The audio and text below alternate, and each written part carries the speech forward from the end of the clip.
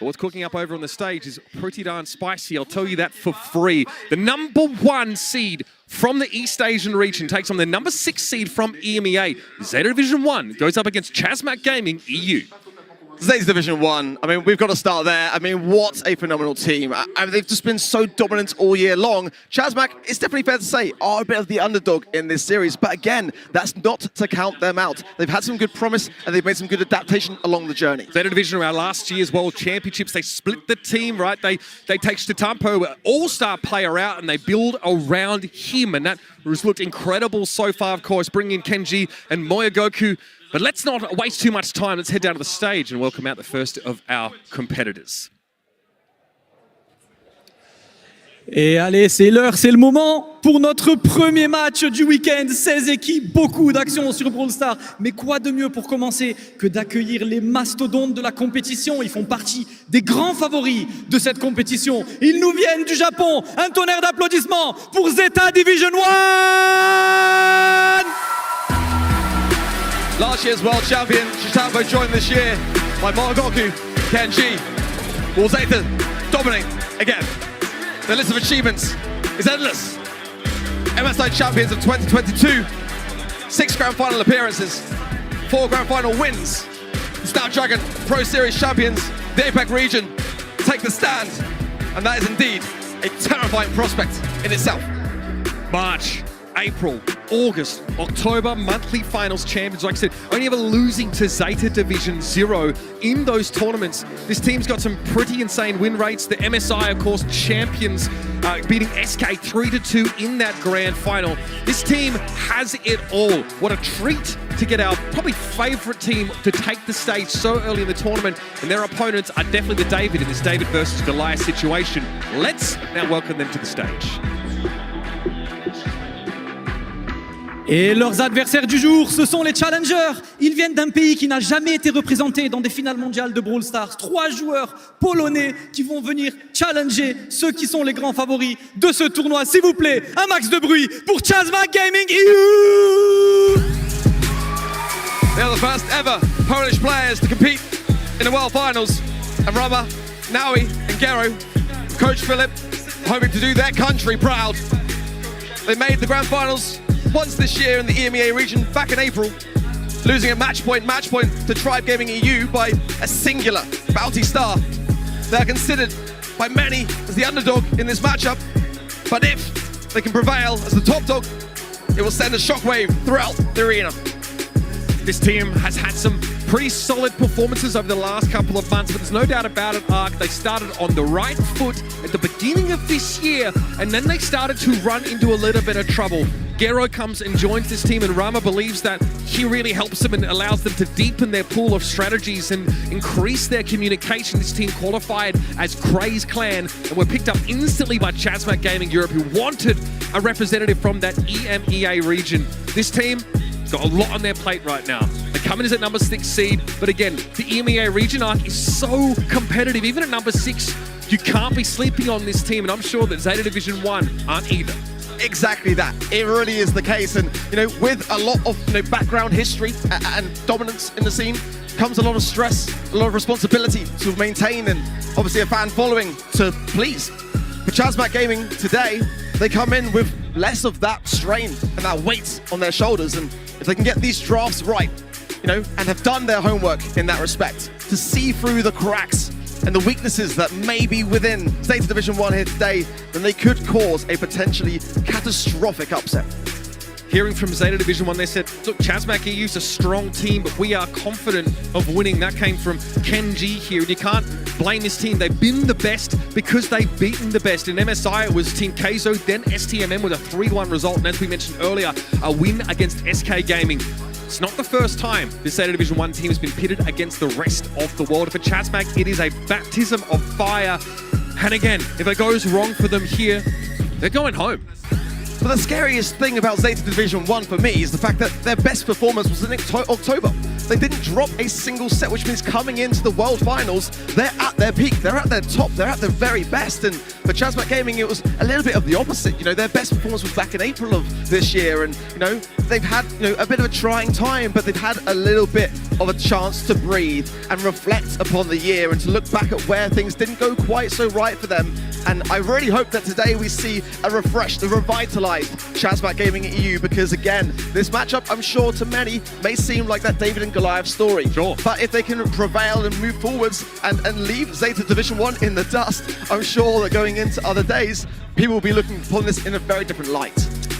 Again, this team, 9 points was what they managed to get into World Finals qualification with. Again, we have a lot of representatives from the EMEA region because it is considered widely very competitive. There's a lot of depth of talent on these particular teams.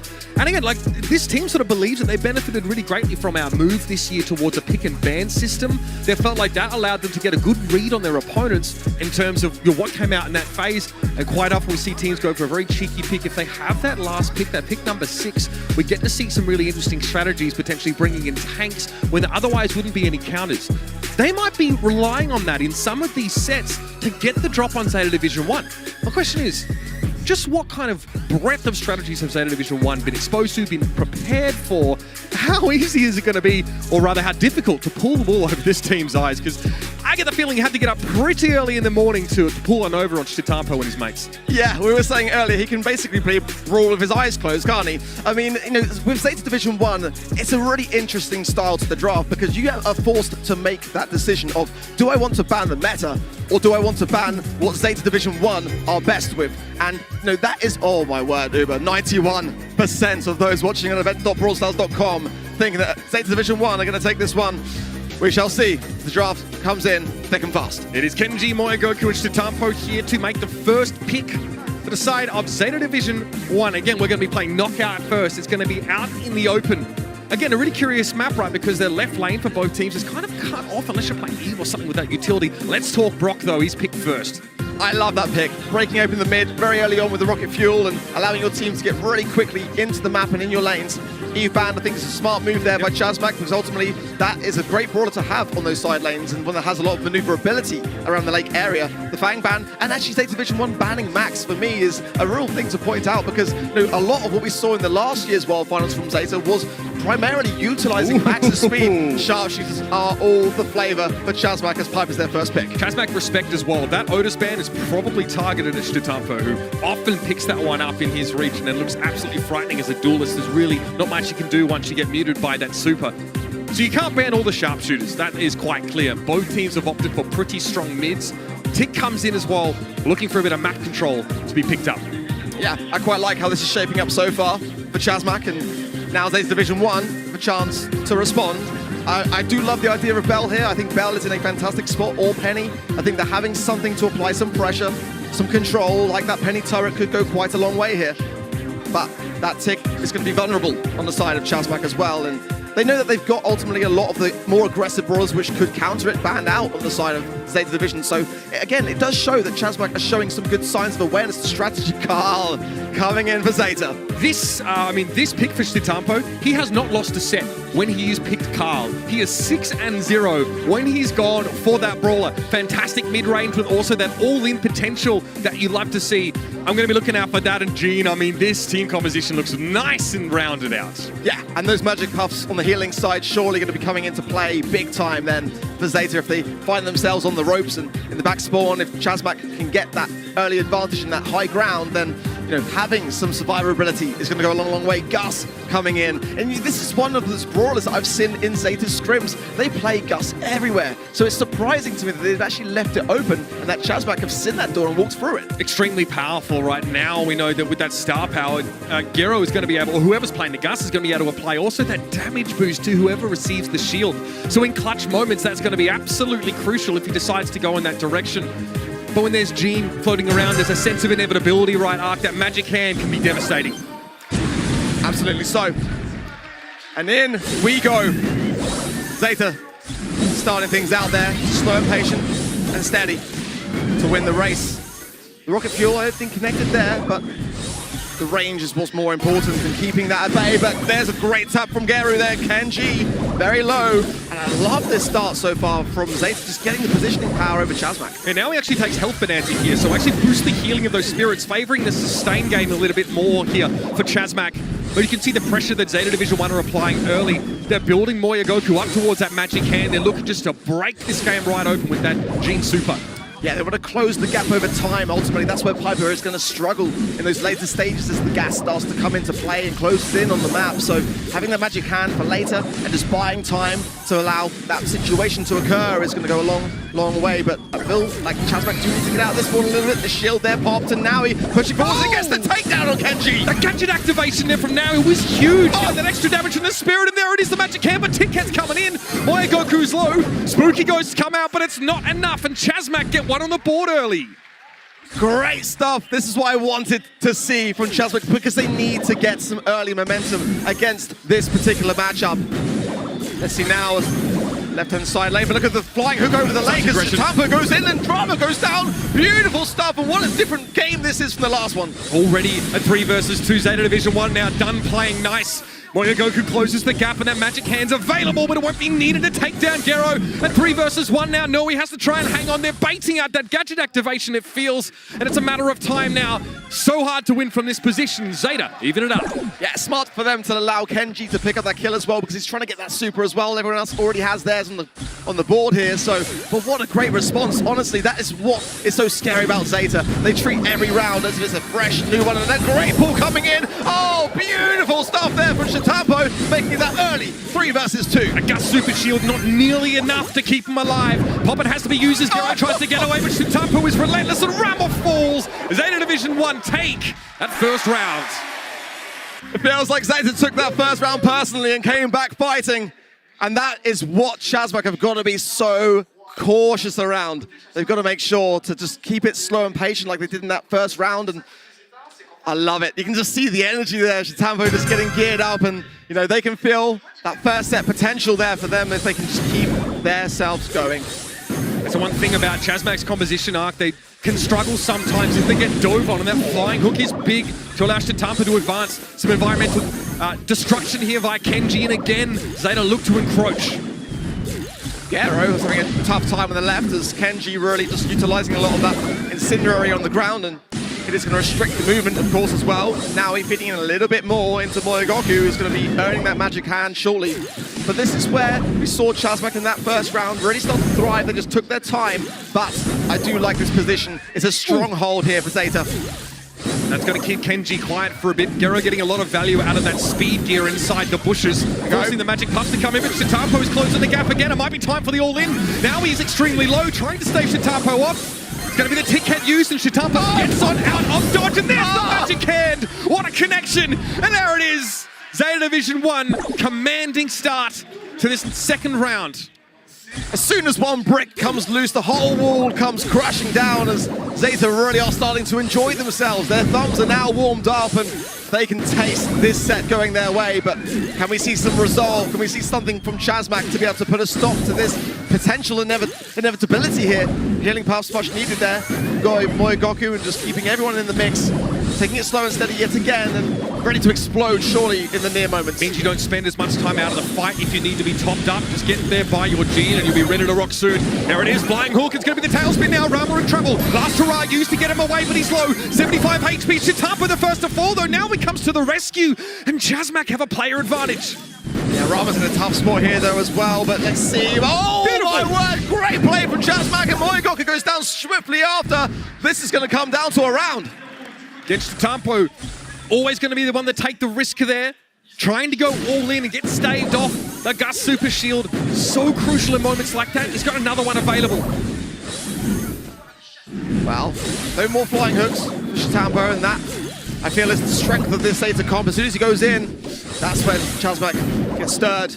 But there's a lot of utility on the side of Chasmac that can't be denied. Ultimately, a nice Gus shield will go a long, long way here. Rama just keeping the ticket in the miss. Pull could be costly. Yeah, that one pulls up a little bit short here. Tampo realizes he can't go in, so he tailspins on his own side of the map. Moyogoku's going to have to take a sidebar, get himself top back up here as Chasmac have a chance to take some map control. Rama's got to stay alive here. They do not want to be at a disadvantage. Not in this position. Chasmac are 1 round away from taking this game, and that would even things out massively. So they do not want to be 1 set behind here, not at all. Gero just going to keep hold of the super as well and just time it perfectly. Ram goes low. Okay, the Lazarus just in time. And here's the thick head coming in. A lot of health on that, but it's still going to be removed. The gas now is going to begin to encroach. Shitapo's in trouble. He's pinched on there. Now he finds the kill, but it's going to be traded back. Rama in the gas. He can't get out. Poppin has to be used as Gero is a last resort, but it's not going to be enough. And ZETA Division 1 start on the strong foot. This is where that experience really comes in to play, keeping that cool composure when much needed, because I've got to say, that was not nearly, I feel, as one-sided as many at home were thinking coming in. Chasmac really stood their ground, and I think they stood it well. Again, they've taken great opportunities to punish that aggression from Shitapo. We kind of know that's the go signal. As soon as there's a magic hand that gets connected, Shitapo wants to follow it up there. You see, it works perfectly. He doesn't even have to go aggressive with that flying hook.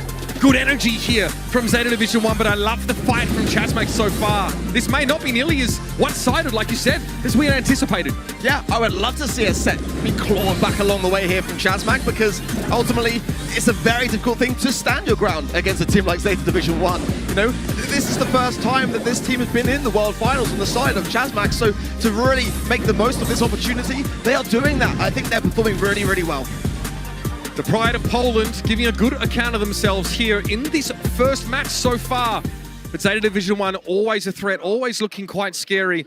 Knockout there, again, ends up being very, very close. You talked a lot about seeing Gus more so in ZETA Division scrims, right? Looks like they're not the only team that's started to pick him up and really get him involved. There's a lot of value you can get. And I love the gadget use, of course, blowing up those, blowing up the ghosts there, able to get that extra damage if someone is too cocky and starts to walk over them. Good start here from Chasmac, but it's going to take more than this, more than pluckiness to beat a team like ZETA Division 1. Yeah, this is the thing, and you know, with Chasmac, they just got to shake off that defeat very, very quickly and just kind of treat things fresh. I think that, you know, just a lot of the mentality that comes into play when you're faced off against a team like ZETA Division 1 is just believing that you can get the victory. Believing that, you know, you're going up against someone that isn't ZETA Division 1, and just keeping it like that in your mind. And, you know, healthy mentality goes a long, long way in esports. Now, we're heading to Gem Grab next. It's one of ZETA Division 1's best maps. It's a 71% win rate over the course of their monthly finals appearances. So a map they're pretty comfortable on, but it's pretty native to many Brawl players here. And you expect Chasmac to have some ideas. Interesting to see the kind of brawlers that we saw banned out in that first map. Right? A lot of them were sort of map specific. A lot of them were like, we know Otis is extremely powerful, right? Just not something that Chasmac seemed to want to deal with in general. We are moments away from heading, of course, into our second set here. Of course, Hard Rock Mine will be the battlefield. One of my favorites. It's a fantastic gem grab mode map to have, and very, very balanced in that respect. It's a classic, isn't it? It really is. It's been around for such a long time, and the players all love it. Those lanes are where the aggression is going to take form, so I like the Stu ban for Chasmac there, but it does still leave the door wide open there for Rico to come in. It's normally an early pick, but not necessarily. That mid as well, going to be an important decision. Who is going to be the gem carrier? Otis for Chasmac, and they were banning it out in the previous set, so again, a very, very strong one, but this is where ZETA can really double down. With that idea, I feel like 8-bit here works very, very well in the mid, or something like a Bell can get a lot of value also. Yeah, look, I love the Otis pick. He's a monster in one of those side lanes, and Fat Splatter can also catch you off guard if you think you're safe hiding behind some form of cover, and those deployables also can be removed by that. Both teams banning out the penny. By the way, no one really wants to deal with that. Salty Barrel has really turned her into so much more of a powerhouse now, really being able to be deadly at close range. Gus is going to be locked in straight away here for ZETA Division 1. You were right, Ark. You were anticipating to see this pick from them. It's going to be a tough one to face off against, honestly. And ultimately, you know, having the ability to pop the Spooky Popper and just have that additional damage from the ghouls on the map is going to be such a great thing for ZETA to have. And, you know, the shield as well, just going to keep that survivability level high. And they do lack the aggression, though, and that is the thing, some control. I do feel like Rico would be the pick, but this is ZETA Division 1. They define the meta. It's going to be Carl yet again. They love that mid-range presence, of course. Shitampo can operate pretty comfortably on one of those side lanes and take those duels when he has to. I'd love to see if he gets matched up here against the Otis and how that all plays out.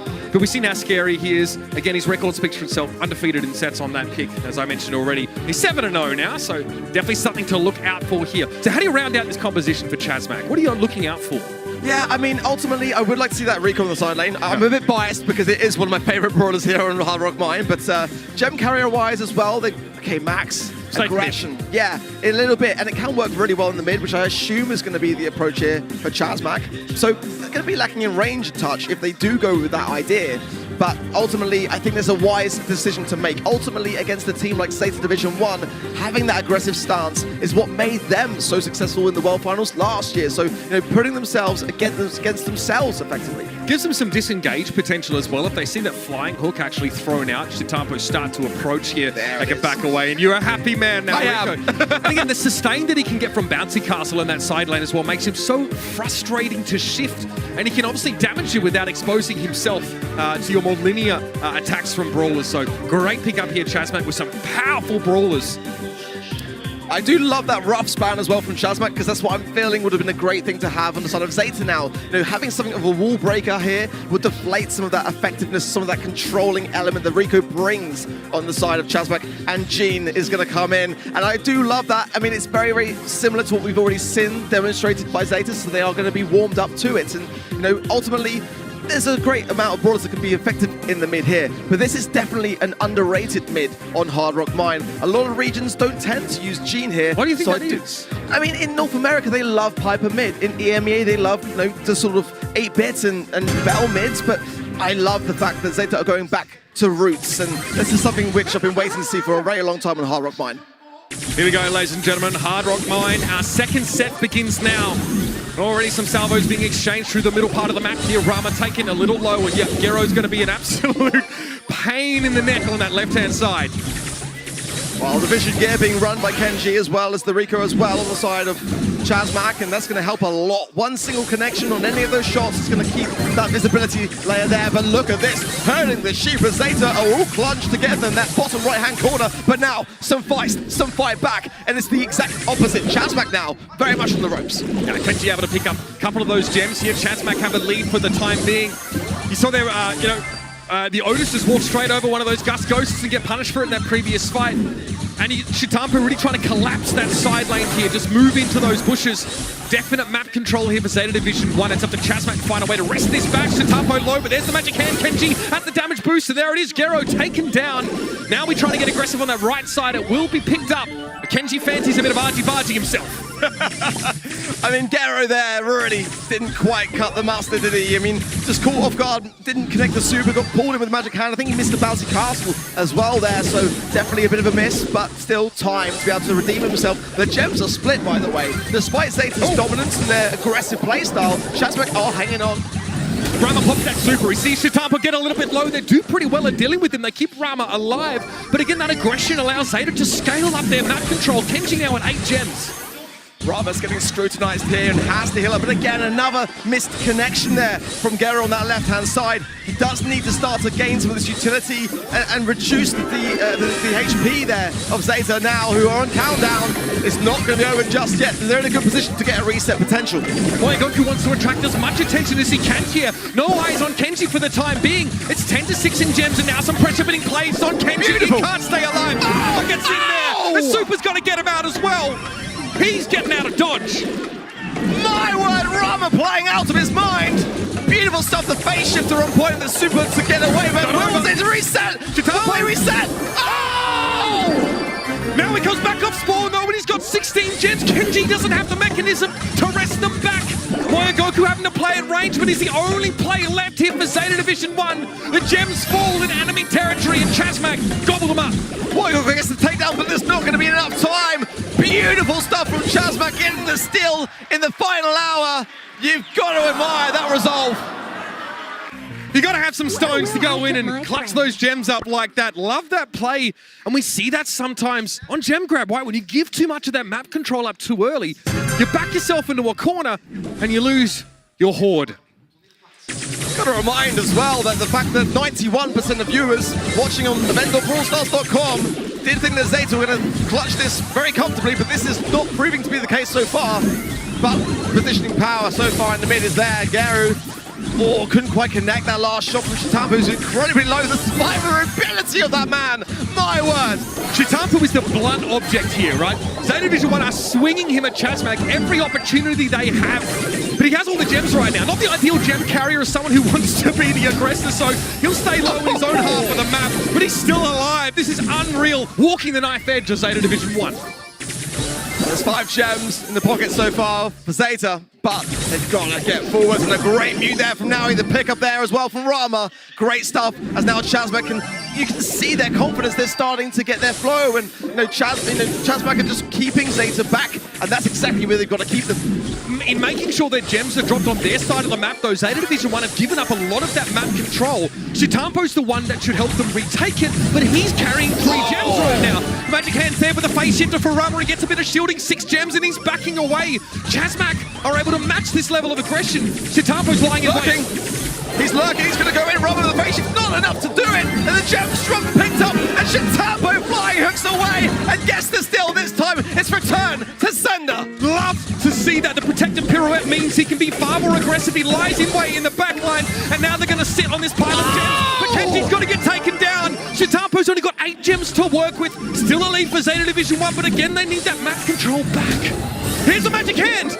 Oh, 1 gem's going to go over, but they've got to get another one to get on countdown. It's 7 there. Rama's holding forth, but for how long? Great shield there from Goku, and the result from the back, muted out as well. It's still time, and Chasmac have got to go on the aggressive. Once again, Chitampo, not the ideal gem carrier here, but he's going to lie in wait in these bushes. Try and get back to his side of the map. Protected pirouette again, going to make him a bit more durable. Rama's trying to get into the cookie jar though, and he's taken down. Chitampo is out of control. Now we're trying to salvage the situation, but it's too far gone here. And we've got a countdown for ZETA Division One. Almost all the gems to their name.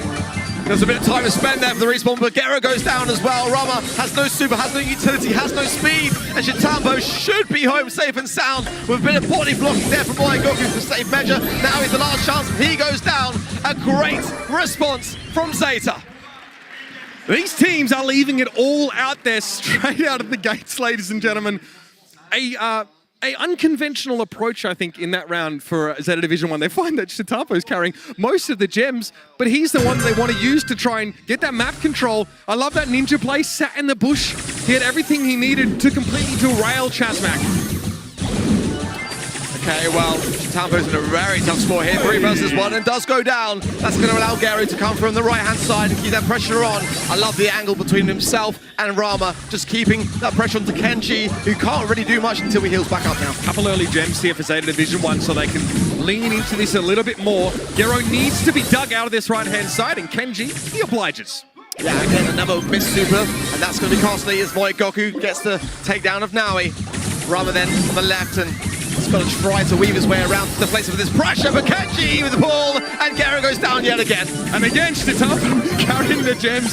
So I'm curious to see how this is going to change the approach now for ZETA Division One. Kenji gets a little bit caught out there, not much he can do. Now he does have super available, so they're probably going to try and 2v1 this Otis. The mute connects, but now he's not in a great position. Goku trying to stave off the rest of Chasmac, and it pays off. There's going to be a trade here, and Chitampo looking for Rama. Gonna admire the awareness there. Chitampo just knows to flying hook in and just deflate that pressure, that push, and as quickly as that, they're back into the mid. And the gems at the moment are in favor of Chasmac, but I feel the confidence is growing for Zeta. No doubt about it. Now we're really trying to posture aggressively here on the left. Gero just wants to hold ZETA Division One back if possible. But map control belongs to them. It's a very close game in those gems, and Rama's going to be very slippery. It's going to take a lot for Chitampo to be able to close the gap and wrest them out of his hands.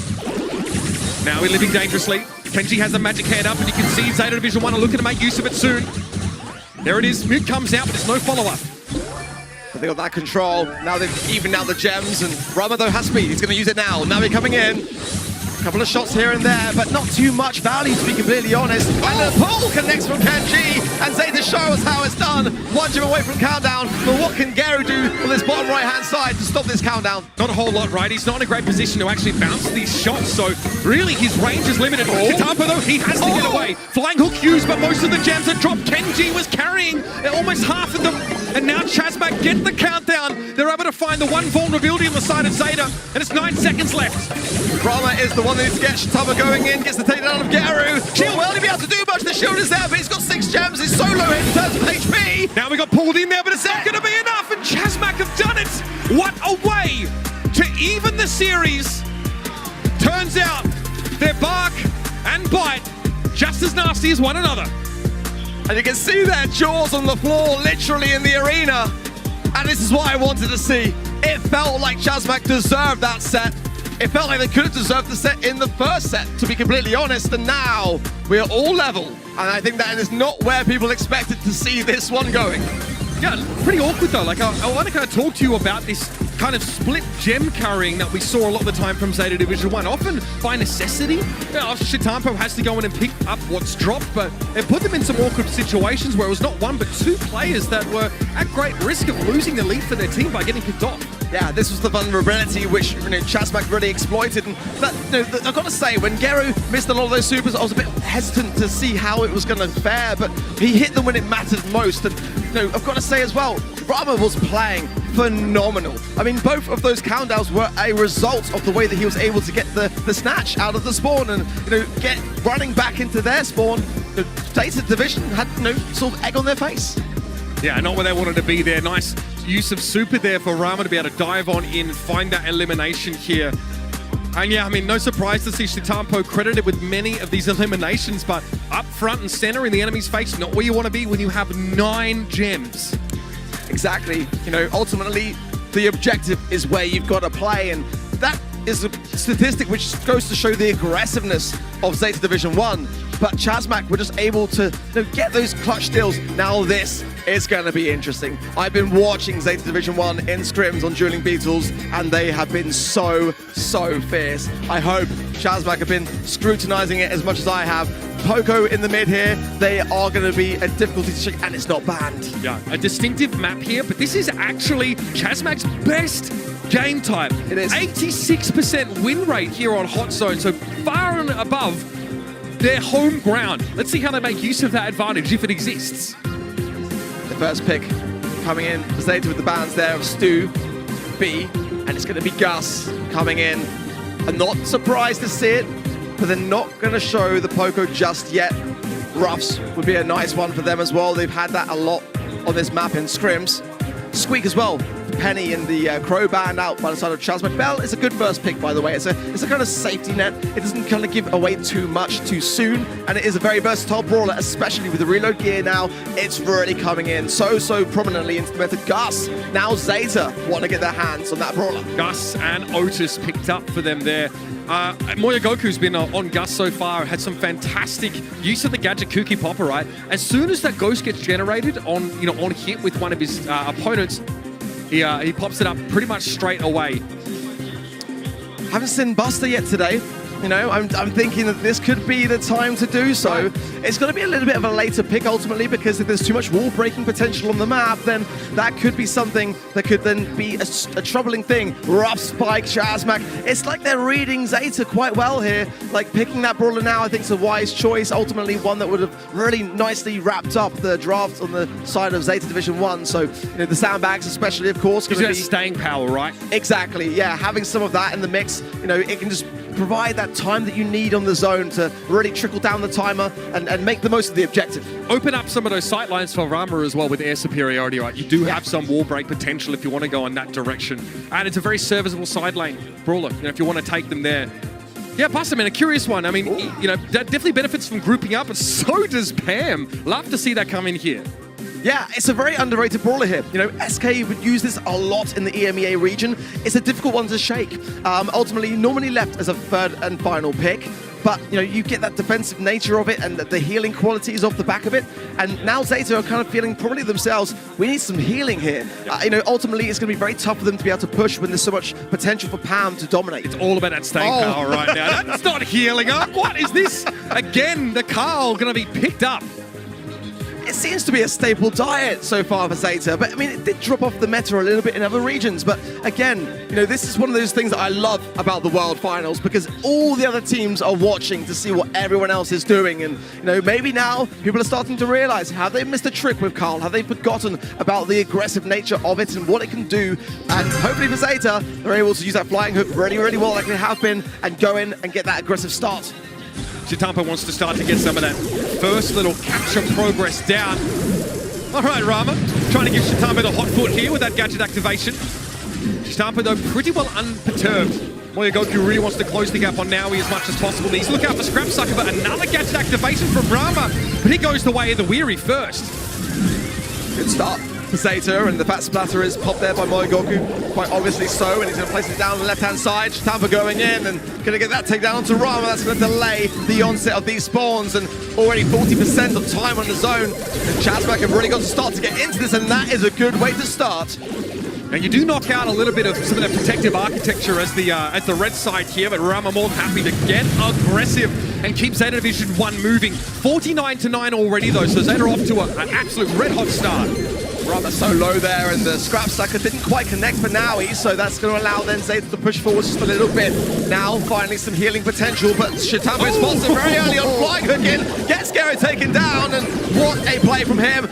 Rama quickly to follow, is screen Naui in a 3 versus 1. That is not going to help, but he's doing his best.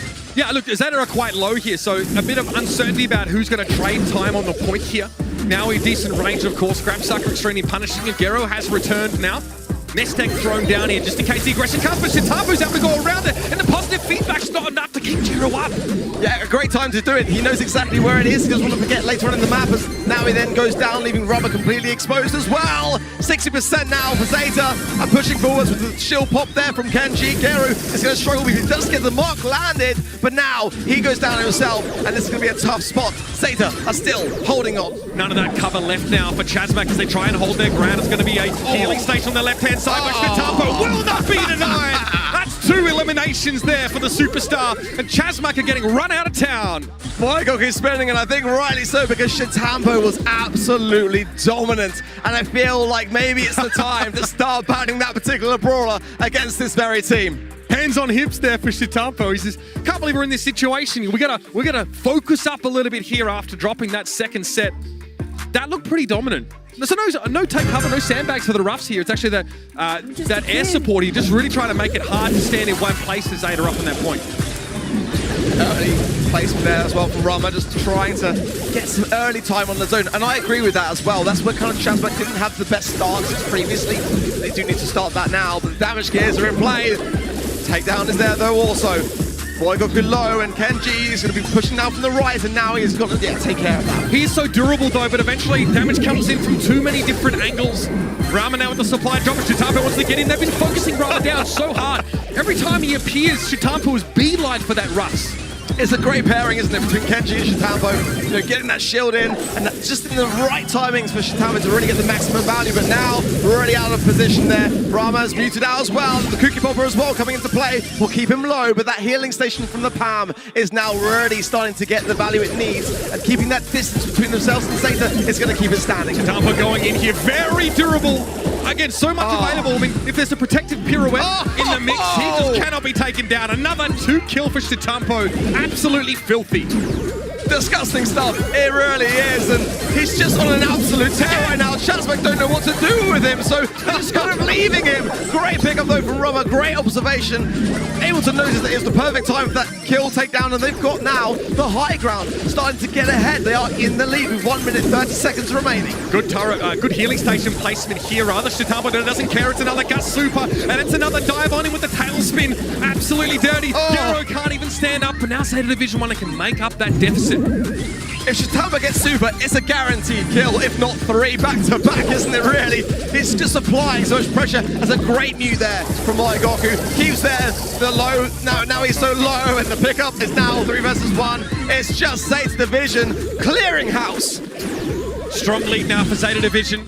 Moyogoku has another mute available. Shitampo more than happy to trade. Blows here to try and build the super. He gets the gut shield. He can't go in and follow it up, but it doesn't matter. ZETA had built enough of a lead.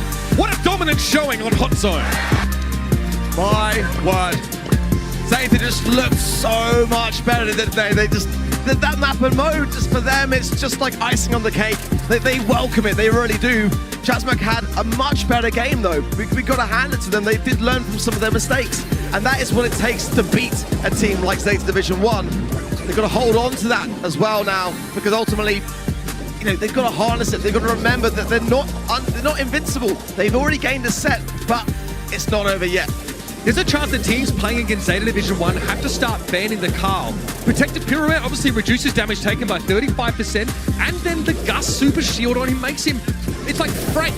Yeah, Frank running in there, spinning, just laying about himself there. That is absolutely scary to deal with. And, you know, Shitampa wasn't afraid to run straight at Pam. She was on a healing field. She had Mama Squeeze. Didn't matter. Just run in there and find that elimination.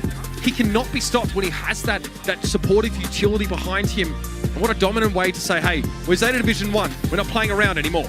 Yeah, Zeta were throwing everything at that, including the kitchen sink. I mean, you know, there was so much potential in Chasmac's comp to really kind of counter some of those ideas. It didn't matter. You know, that is really quite a scary prospect, because now, being at this stage in terms of sets, Chasmac are probably wondering, what do we have to do? You know, I think for me, the time is now to start banning Carl. They're really kind of giving in to Zeta on what they want. They played it in every single set so far. Okay, they gained a set themselves, that's right, but it was a lot to do with the fact that they timed those kind of gem snatches when it was the right time. There's some awkward moments with, you know, whoever was carrying the gems in some of those maps. In fact, that it wasn't Shitampo that got picked up to actually give them the win. They went straight after Kenji, I think, on the Gene there. So Carl obviously still looms as a serious threat here. And we see like the aggression behind it, right? A lot of confidence here for Zeta Division 1. They want to come forward. You kind of mentioned you were glad to see Rama get more aggressive at the start of that last round on the roughs. But again, what does roughs do when that Carl comes running at it? Exactly. It's you know, it leaves you with nowhere to go. Coming out now then into Heist, and this is going to be such an interesting affair, because ultimately the decision between the sharpshooters and the tanks, and Bell is that, again, safe pick for Chasmac early on. Saw a bridge too far, but maybe you hot potato. Yeah, and I think it is bridge too far. Potato was obviously the graphic that's being shown there, but that's fine. Let's talk bans here, okay? A lot of these longer range brawlers getting taken out of the mix. Piper, Lola being removed, 8-bit also not a factor now, as well as he can really safely scale those side lanes. Use cheat cartridge to return to that damage amplification field. And QLASH obviously is just a menace here. Having time to collect allows her to get that free safe damage really unpunishable. Well, you've got to ban it! You've just got to... Deja vu, isn't it, really? Well, again, it's going to have a great deal of utility to get across the lanes with the flying hook, and that's the thing here, why it's going to be a great brawler to have as that first pick here for Zeta. You know, 8-bit I think is a wise ban as well. You know, the reload gear really bringing that brawler into a great place. Ultimately, you know, you can gain so much damage potential. Lola can scout those bushes as well. Piper, obviously, you know, with such range, a great thing to eradicate. Those later picks, I think B would be a good shout here, simply in the eventuality for Daryl. You know, Bonnie coming in is not a bad shout as well, and you know, keeping some, you know, momentum shift. You've got to keep going in on the safe. It's great to have that control, but if you're not getting objective damage, you're not going to win. Plenty of all-in options here for Zeta Division 1 if they want to go that route. Just sort of rush the safe once they find that they have that sort of brawler advantage. Bonnie obviously great in her modality. She's got pretty decent range, and when she wants to get her hands dirty, she can do that pretty comfortably as well. Chasmac so far with a relatively safe-looking draft. I want to see if they look to sort of augment Bell's sort of ability to hold the enemy at range, or something up in your face. I like it. I really do, but they've got to consider the potential of the counter now. It's a pretty early tank pick. Yes, exactly that, and Zeta have got that final pick, so I think they've got to pair this with B. I mean, that's just kind of my opinion, but you can get some really great value from Honey Molasses in that mid. It can actually, you know, kind of seep in and then cause a real problem, and it is going to be that. I do love this from Chasmac. It's a great decision. All right, so pretty safe brawlers here for that long range, and then there's always the option for Daryl to get in there and get the job done. So here's the question for Zeta Division 1. Are you thinking much about trying to counter this Daryl? Is that a concern for you? It's got to be a little bit, but Zeta are so aggressive, they might decide just to go aggressive themselves. I mean, Gale wouldn't be the worst of ideas here. You know, it is a great brawler to have against Daryl in the majority of heist maps, but ultimately they might want to go with something else themselves to be able to give themselves the edge. Otis to stay on that Daryl, mute him out, just be at that position where you hold back the push. But I do like this from Chasmac. I've got to say, if they can make this work, it could go a long way. Yeah, I mean, denying the ability for Daryl to get out of jail as well, especially if he's getting pressured down with that super. A pretty good answer. Again, there's a real theme to these Zeta Division 1 compositions, but this time around, I wonder if we see the Carl played a little bit differently, because in terms of that supportive, you know, utility, not there. There's no Gus here. Kenji flying, hooking straight into that high ground. I do like that. Rama so low already, but the damage gear might help out there. And the juggling of the tasks there between Rama and Geru as well is why I just think the Carl pick is really quite a good one. Look at this doubling down the right-hand side there because they can't get to Kenji. Chitampo then choosing to come over himself, and I love this start. But the Honey Molasses is a problem in the middle lane, so I like the ZETA Division ONE, they adapt, they try and collapse on this right side, but this might work against them. Now he's encroaching. Kenji's able to get back a little bit there and put some pressure down, but Rama will approach as well. Forces Kenji away, but Moyogoku's going to work on the safe. He's got over 50% damage on the save so far. He's been unreal in this match. The damage coming in. Great connection there from Nawi on the Gadget side. It will bring things down to a little bit more of an even scoreline, but they've got a lot of work to do. They've got to gain that control that they've been lacking so far in this game. It's not going to be a base race against a team like Zeta. You've got to clear up those lanes, and you've got to clear up the scraps. Chitampo in trouble, no super to get him out of danger, and now we're going to make the approach towards the safe. Moyogoku hits the mute though, they're able to pick up Nawi. Now it's Gero. Iron Hive used, Gero just blocking some of that damage with the Honey Molasses that won't be available to him now. Now he's able to stave off Kenji, but look at the safe's health. The difficulty is as well is that Gary's got to start to get that amplified shot connected to the safe and keep juggling that between player and safe. Ultimately, the B shots are not too effective. Oh, beautiful placement there on the nest egg as Kenji is caught off guard. Yeah, Rama even marks Kenji just to make sure that damage is going to stick. Chitampo out of cannon right now. No Clyde to the body. And they'll be back up in no time. It's a huge lead. Moyogoku's threatening. He's trying to end the game right now, and he gets it done. Oh, you've got to respect that. Otis sneaking his way into your side of the map. Zeta now one game away, and this is where the pressure is on for Chasmac. Will their journey come to an end, or will they prevail through? They've got to hit the mark now. No more second chances for them. And again, they can't be leaving team players from Zeta on that safe. They can't allow the damage to rain in for free. KG play through the middle part of the map here as Gero and Chitampo trade. Oh, I like that. A bit of extra damage on Nawi. He's seen better days, and Moyogoku again wins that 1v1. Rama's in trouble as well. Positive feedback, not going to cut the mustard. Iron Hive there by Gero to make sure he line spun. Yeah, nice mute though. We'll keep Chasmac a little bit slower to push forwards. Now he's trying to get into a good spot on the right. Rama coming through on the left as well, trying to find the angle there onto Chitampo. And now he's got a great pick up there from Gary from the mid, and now some damage starting to roll in. That's now he rolls in himself on the right-hand side. Really keeping ZETA Division ONE busy on that right-hand lane so Chasmac can start to apply pressure by the left and middle. Gero though in deep trouble. Not much he can do about that as Chitampo wants to ignore Rama. He wants to push forward now. He's going all in. Yeah, fast by the connection, but Nawi and Rama survive. Moyogoku's got to consider hitting this mute, and he's actually just whittling Rama down there, which is really great for him, but now he is lurking. They're ready and waiting for that roll to come in, and they're not pushing forward too far too soon. Here's the double roll coming in. Mute does connect. Now he's low, and it's going to be picked up. Note here that Chasmac have a slim lead, 2% on safe health. ZETA Division ONE want to try and find a way to approach, but Rama staves Moyogoku off again. Yeah, this is much better, honestly, from Chasmac. They're just taking it a bit slower and working their way through the problems with Chitampo. Here's that problem right now. Kenji picking up the slack as now he has got to finalize this lane. Kenji out in the open there, no chance to get back to his side of the map. It is a slim lead for ZETA Division ONE, but a lead all the same. Rama getting the better of this lane assignment. Moyogoku really would prefer to deal with Nawi. He needs to not get too close to that safe. The damage is bouncing, and now he goes in, pushing on the right-hand side. He finds two. I love this so far from Chasmac. They're just keeping Moyogoku low, but not allowing him to respawn, but just keeping him out of the game. And Chitampo jumps in, clears out Rama. Geru's very low here, but he gets a very important kill at 25 seconds on the clock. That's a huge lineup, denying ZETA Division the chance to push up here. Kenji doesn't really have the range. He's going to have to put himself in danger if he wants to affect that safe. But Gero's really feeling the brunt of that damage now from the Carl. And Moyogoku approaches through the mid. We're down to 10 seconds, but Chitampo's down. Rama picks up the kill on the left-hand side, allowing him to get damage now. There's not enough time, I don't feel, for ZETA Division. Chasmac with a lifeline. Great stuff from them, and they learned from their previous mistakes. Chasmac Gaming EU refused to go home out like that. Hanging on there. Some lane swaps there, trying to get sort of slightly better matchups. And you see, as soon as Daryl doesn't have to go up against the Otis, he's able to find these double eliminations there and start to close the gap. Great stuff, honestly. It's so close. Imagine if we go to the 5th and final set on this one. I would love for nothing more to kick us off, but kicking us off in terms of damage so far. Boy Goku in that mid, and that was the very man that in that first round, he was the one that got it down to 50% early on. Chasmac cannot afford at this stage to get back into those bad habits. Nice work by Rama, helping Naui out there as against ZETA Division 1. Try and double team the Daryl. It doesn't work out this time. With that respect, Boy Goku coming back off respawn. What's happening on the other side of the map? Totem with the range, pressuring down the safe.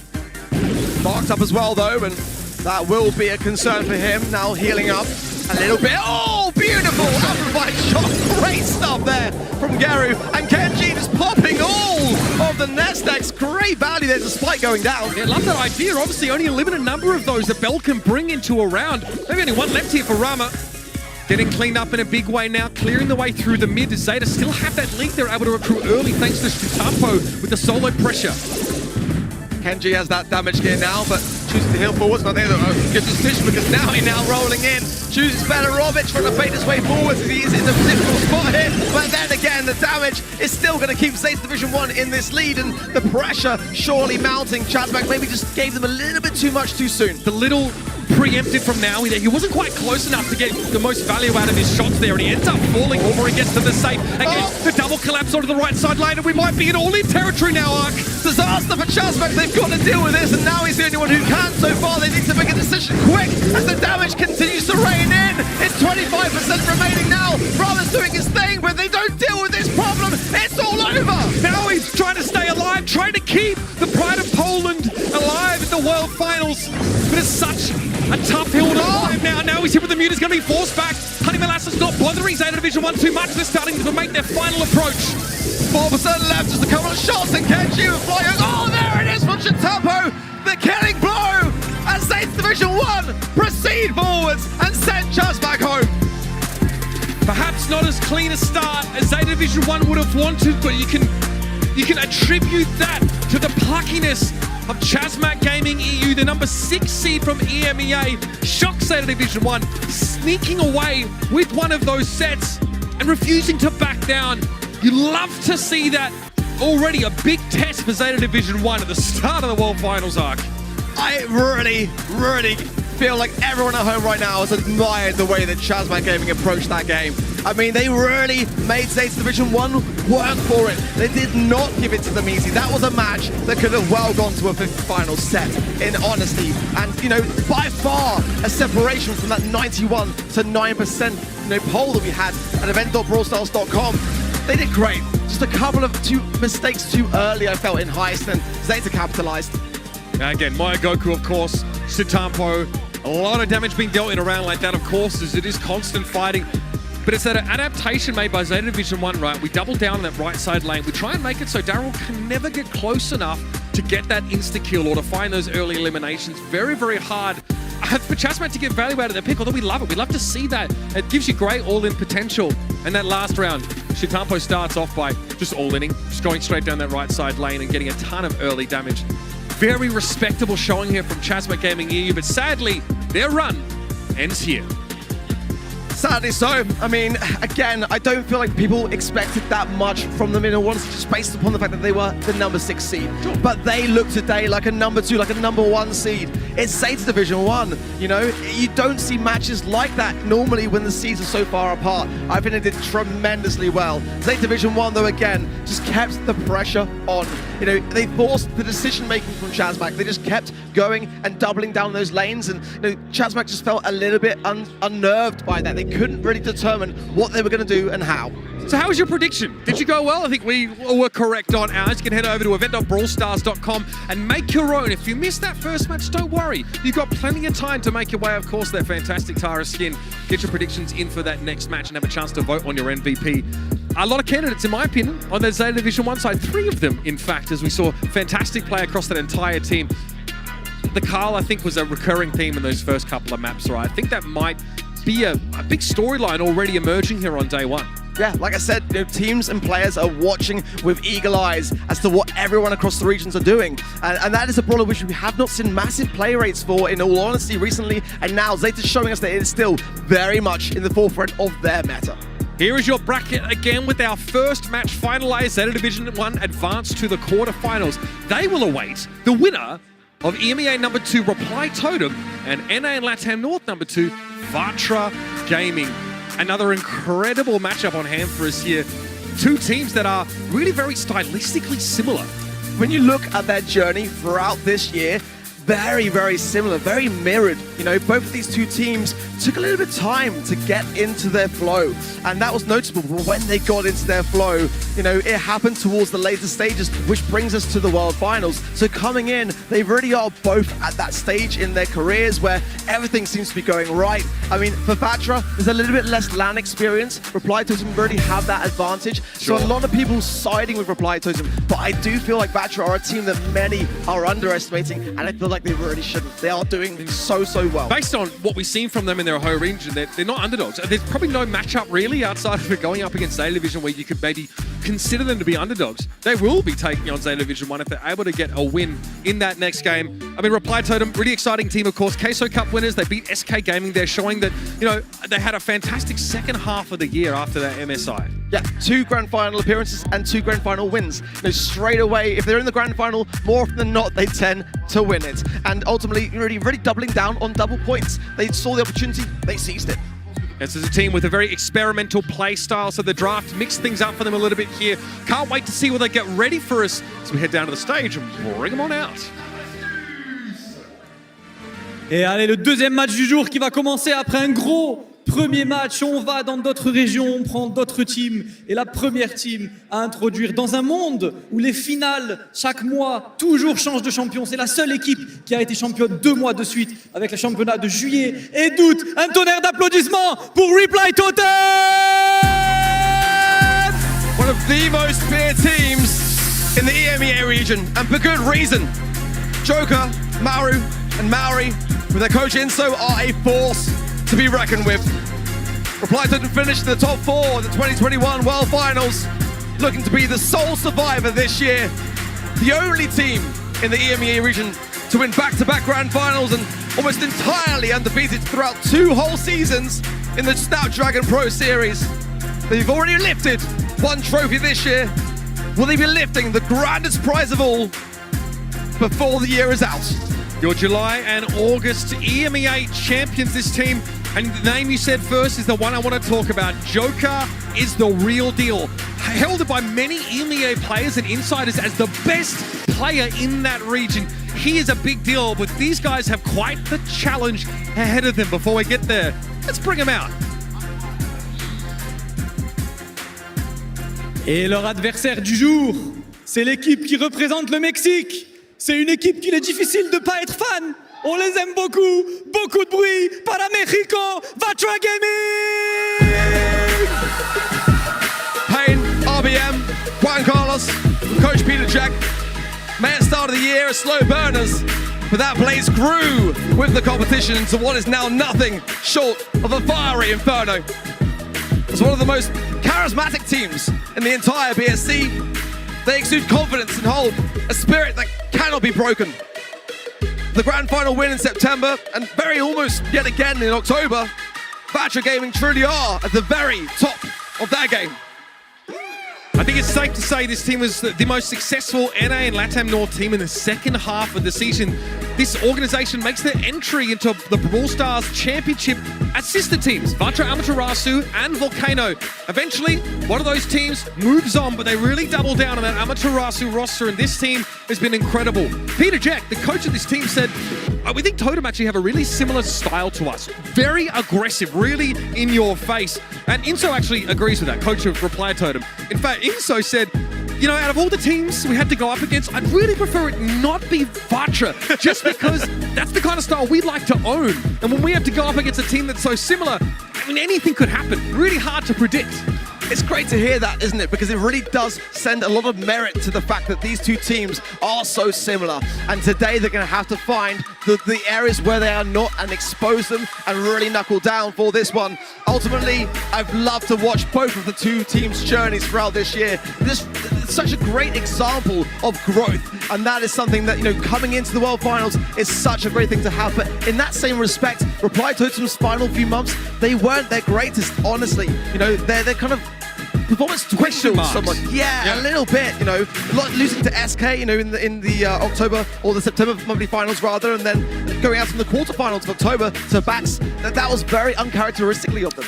Again, we saw an experimental draft from this Reply Totem team. So when Chasmac benefited from the change to the draft system, Reply Totem actually believed that they didn't benefit from it. In fact, they had to adapt because they were a team that liked to come out of the gates with really unpredictable compositions, weird brawlers, ones you don't expect. Now when your pick and ban is a bit more telegraphed, it's a bit more of it's easier to get a read on your opponent before the game started. So this team had to adapt. Bringing in Joker was a big difference maker for this team because not only is he an incredibly mechanically gifted player, but he really pitched in on the strategic and the drafting side. He and Inso sort of worked that by committee, and it gave Reply Totem another level of depth. And we saw that, I think, after MSI in the later part of the year. I think this team is really good, but yeah, falling out in a quarterfinal in your home region against a team like Bax who were struggling to sort of maybe make it in, not a great look. We want to see consistency from Reply Totem, at least those that predicted them anyway. I know you and I are just feeling like Vatra's got something special, something we haven't seen, maybe a bit of an X factor. And can I be honest with you? I think Reply Totem looked a little bit nervous last couple of days. This is something which we get to see, isn't it? It's a great thing to be here for that very reason. We get to see how the teams are. And Reply Totem have been very reserved, very calm. That could go for them, or it could go against them. Vatra have been the exact opposite, again, as one of the more charismatic teams in the BSC. Yes. Very big personalities. That's pulling pranks. I think, like, you look at Bobby's tweet, I think it was like, one Carlos or one of the players was like knocking on Bobby's door at 7 a.m. to like wake him up, getting in his head. They're having a lot of fun here, and that's bound to translate sort of into their play style. Reply Totem on the other end. So this morning I'm walking through the hotel, right? There's like a kids area. It had some like little TVs, cartoons are on there, whatever. Yeah. The whole kids area is taken up by Reply Totem in their black hoodies and black sweatpants with their iPads out, and they're just getting ready. And I said, so, you know, this is for maybe people a little bit younger. He's like, listen, we couldn't find, you know, the right kind of venue to get everyone together, so we ended up here. I said, but little Timmy wants to watch Shrek. No, not having it. They are very, very serious, and they really wanted to make sure their prep was nailed down. That's dedication for you, isn't it? You know, work never stops, and ultimately you've got to, you know, make the most of every opportunity. Yeah, exactly. And there are a lot of screaming kids around here in Disneyland Paris, I can assure you. So definitely not the most calm of environments for them to be able to perform under. So Inso, you know, again, sort of relying on some of our conversations with them. This one actually came up in an interview. Shout out to Lucas PS who put the magazine together. Incredible stuff. For the World Finals. So big shout out to you. Inso says he thinks that the winner, this is getting ahead of himself. He says the winner of Reply Totem versus ZETA Division One will win Worlds. That's obviously assuming that Reply Totem advance past this match, which I think is a big leap to take, but he really thinks that that side of the bracket, this first 4 games, has some of the top teams in there. Ark, I'm so ready to get this one on. Yeah, Layer Cake and Bounty is where it's going to go down. But in that same idea, I've got to bring it back around to October. This was the map that led Bax versus Reply Totem into the 3rd set. So this is definitely going to bring back some memories. It was such a clutch finale, and it brought things enough time back in for Bax to get that comeback. So they've got to shake that one off. And that was a crazy game down to the final seconds where 15 stars changed hands here. Let's talk bans. I think they're smart. You know, Reply Totem banning out Ashe is a great way to start because Vatra are going to bring in some tanky ideas. They know that. We haven't seen any of Buster today despite being banned, but Vatra feel like it is definitely a worthy one to ban here. I, for one, agree. Max, again, a great aggressive idea that Reply Totem would normally like to implement themselves. Getting that one eradicated, getting Poco eradicated, I do feel that is the right approach. Penny as well can get a lot of value from that turret for Vatra. They don't want to deal with that. This is such a classic pick for Layer Cake. I feel like we see the tick come in here pretty much all the time. I like the idea of also taking Janna off the table, right? Really safe, really sort of, you know, middle of the road kind of brawler that, again, when you get pressured and you've got a lot of the stars, you can just get out there and get back to sort of safety. It's also the kind of reason why, you know, Piper is valued here as well. You know, pinch, popping gets you out of trouble. And that's why he's going to get picked here. Oh, I look so smart. Oh, my God. Speaking of the devil, great stuff. I mean, that is a scary one because Piper in the North America and Latin North region really is a common one to have. And tick very susceptible to that same idea. So I think that is a great way to start, honestly. Again, Reply Totem now in a bit of a troublesome position because they can't then break open the map and apply even more ability for Vatra to have dominance. You don't want to give them the sight lines, right? Exactly that. I wonder if they might combine the roughs with this as well, because ultimately over time in layer cake is where a brawler like roughs can get so much value. Otis is where they want to go, and I think that's a good place to start. And you want the option to go all in. You just want a really strong brawler when it comes to fighting over that middle part of the map and maybe try to push for the blue star. Otis is your brawler. We've already seen it be very effective so far, but Carl definitely returning to flavor of the month status here. Gene coming in as well. I mean, Carl was Reply Totem's most used brawler this year, and it's normally Joker who plays it. Again, that aggressive nature that he has, very similar to the ZETA Division One. One. Players on that mid-range brawler. It's so exciting to see. Daryl gets picked up here for Vatra. Again, last pick, that pick 6. Tell us about this pick from Juan Carlos. Well, like we saw previously, in that last matchup with ZETA and Chasmac, the Otis was a great counter. So I like what Vatra have done by picking Otis first. It's not giving much away, and then seeing what they're up against. This could be the very brawler which is going to keep Reply Totem in that back spawn area. Sure, you can feed a lot of value into Maori, so he has Magic Hand, but you can just work your way forwards. All right, ladies and gentlemen, Reply Totem versus Vatra Gaming starts now, and Joker's already snapped himself up the blue star. Yeah, great stuff from him. I mean, ultimately, that's going to give them somewhat of an early advantage for Vatra. Are going to fight back with aggression. They're not going to let it go down to a one-star situation. They're starting to position themselves very cautiously. They don't want to feed too much into Maori either. Super gear picked up here for that Otis, so that mute coming up 10% faster. Okay, Vatra Gaming really want to try to close the gap here. They've got RBM. He's the cat amongst the pigeons, and in he goes. Maori getting pressured down. He tries to take a shot. Gonna be a trade. RBM comes out. That is stunning stuff.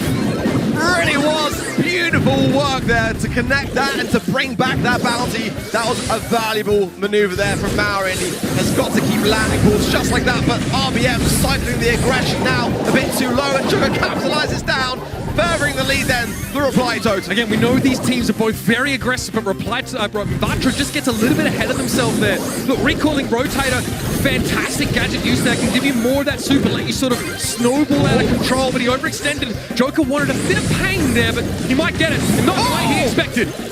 Beautiful stuff. The knockback though from Maori is going to help out considerably, but a miss pull there will keep RBM alive in the mix. Juan Carlos as well gets a pick of Maori. Oh, beautiful mute from Juan Carlos, just in the nick of time.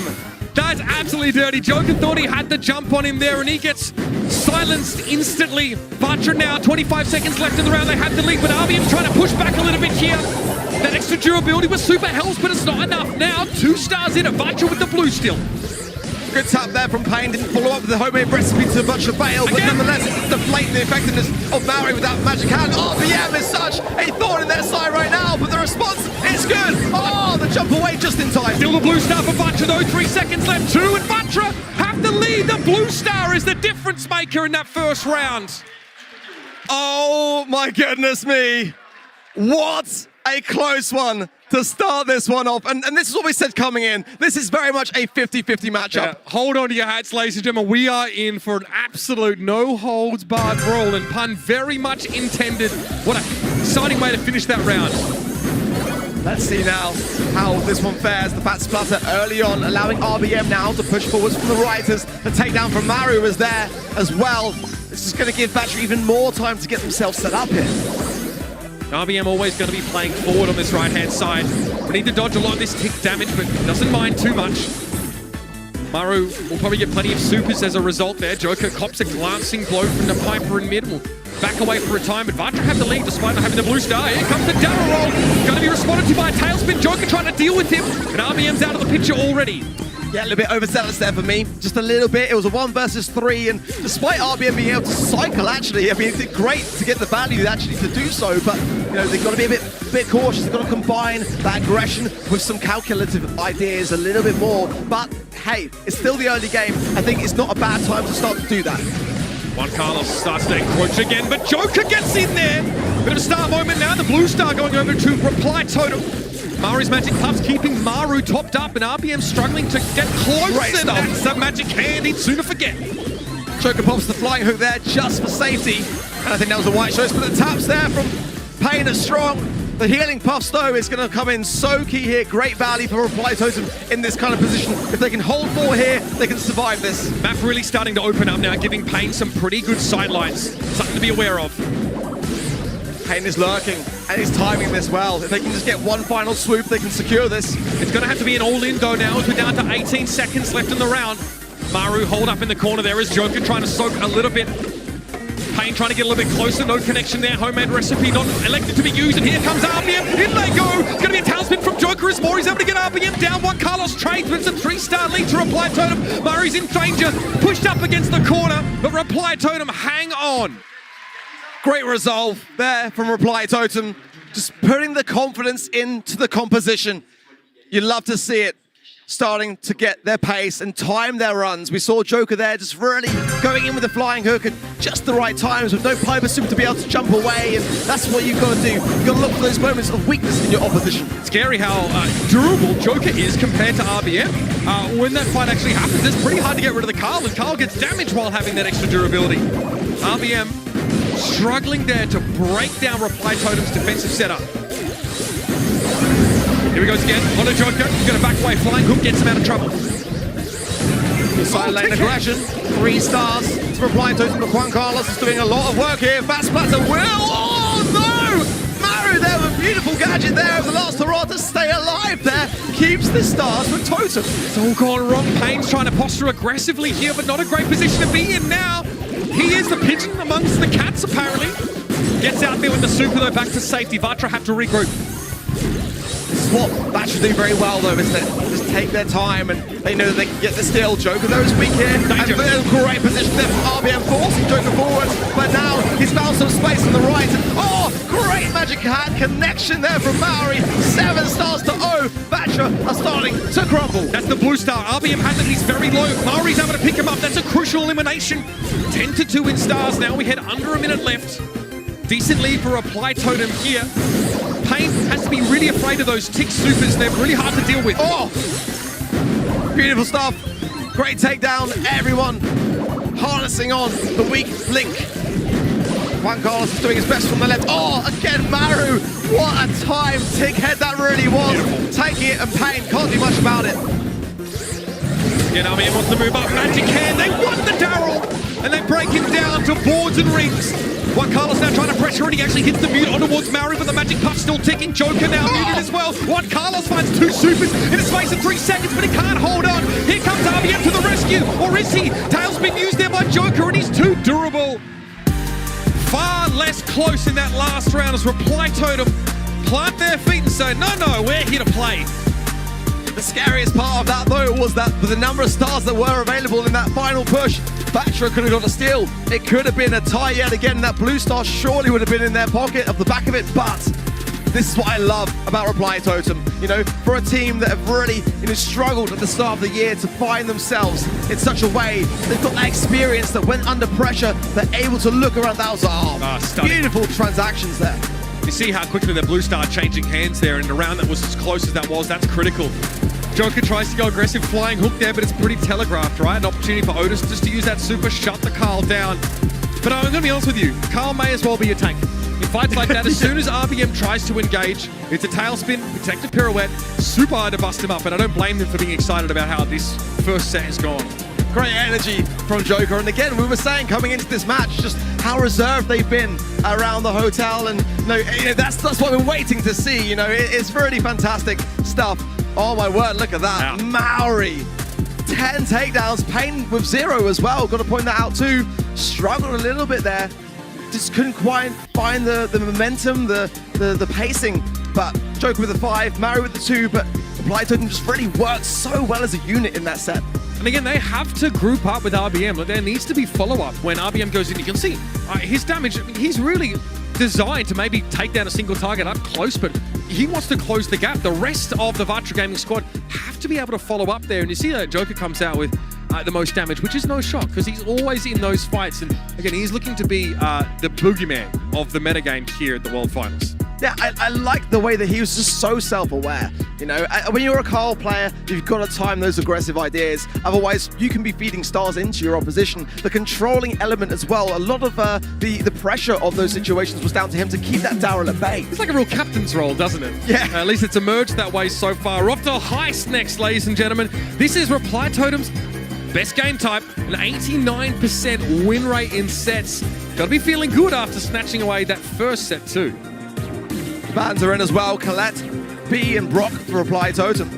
An early draft of Ruffs for Vatra, and I like that. In the safe zone, we see a lot of long-range, slow, kind of aggressive lanes and mids. So having Ruffs to be able to bring in the supply drops in over time, the longer the match goes on, the stronger your team get. So I think that's going to be a great start for them. I think the Buzz ban is a great idea as well, because Reply Totem really love to bring in Buzz here in safe zone. 8-bit coming in for Reply Totem. So those quad barrel stacks in the middle part of the map are actually pretty important to get rid of, because it allows mid laners to assist with the side lane matchups a lot of the time.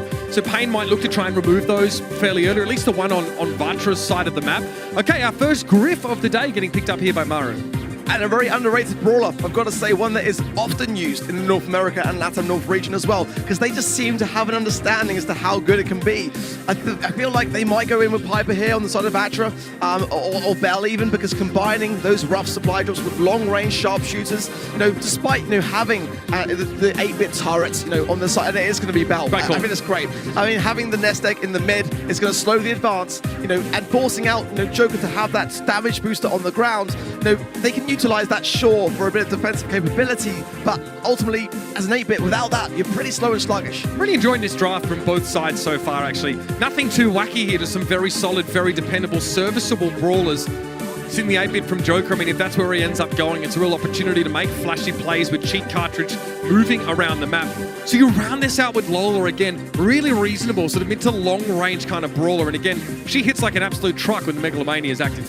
Yeah, it's a great pairing. Often we see that kind of Bell and Lola idea coming into force.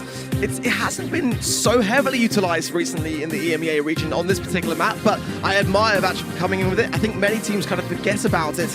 What a Reply Totem going to pick to round off this comp. It is lacking a little bit of range. I don't know whether they're going to go Rico. That's more of a North American body coming in instead. Again, having something which can continuously pressurize the safe, keeps your eyes on the objective. Yeah, look, we saw it in that first series there as well, picked up, and Shitampa was able to use her to harass the safe pretty safely. The range is quite impressive, even if the fire rate isn't stellar.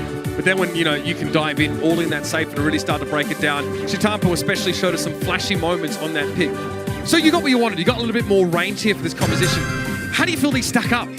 I think it's going to be quite close. I think that if Vatra can just keep Reply Totem away from their safe and keep the spawn cycle in their favor, that's going to be the key. Ultimately, having that 8-bit, really can gain so much damage. With that damage booster, maybe even a damage gear, and extra credits on the safe, you're going to be piling in so much damage, and Vatra cannot afford that. And Maru instantly opens up the right-hand side of the map with that piggy bank here, just to make sure he can stand toe-to-toe with RBM. Maori here, scary prospect, slow but pretty durable as far as hard hitters go. And there's that first stack destroyed here. Opens up the mid now for Pain to assist in the side lanes. Great connection there from Maori, honestly. Everything really laying into Pain. But with the cover down, it is going to expose the damage booster on the aggressive side of things for Reply Totem. So they do have to time that carefully, get some takedowns and make sure that Vatra haven't really got a response. It's a 3% lead so far, just a little bit, but it would be enough if the timer runs out. The real power play moment for Maori here, of course, who not only is getting his damage boosted, but also the speed. So makes it a little bit easier to juke these shots coming in from Pain, or so we thought. Now Pain can step up, get rid of that damage amplifier, make it harder for Maru now to win that side fight. Joker tries to collapse here. It's going to be super thrown out by Maru, but RBM's able to take him down. 2v1. And this is the thing now, Maori is so slow and sluggish. RBM getting some great fire down on the right-hand side as Pain comes in with another supply drop. 2 out of 3 from Vatra now, all souped up, and this is where the damage starts to flow. If Vatra can value their lives, they're only going to get stronger. A lot of nest eggs on the map. Joker got marked as well, so this is a very scary prospect now for the Bonnie. How does Joker stay on his 2 feet? I like Maori here trying to pressure Pain away, who's actually wrapped around the side and looks for some safe damage, but Vatra now might be falling behind as Joker looks to pressure. Maru also going to go there. Are these two teams going to go for an all-in? RBM's doing great though, gets Joker taken care of, and now it's that 1v1 that he's looking for. Maru stuck. Yeah, he's got to make a decision now, a bit of damage. but still very high in HP. RBM, though, could go down if he's not careful. Vatra have a lead, but it's starting to slip. Pain takes a beating in the middle part of the map, and again, that area of the wall knocked out allows Juan Carlos to find Maru. Another damage out, but it's going to be a great mark coming in from the bell. Vatra just behind, but Pain looking to try and even up the score. It's going to be a 1% difference going into the last 10. So incredibly close. Vatra here trying to make their final push.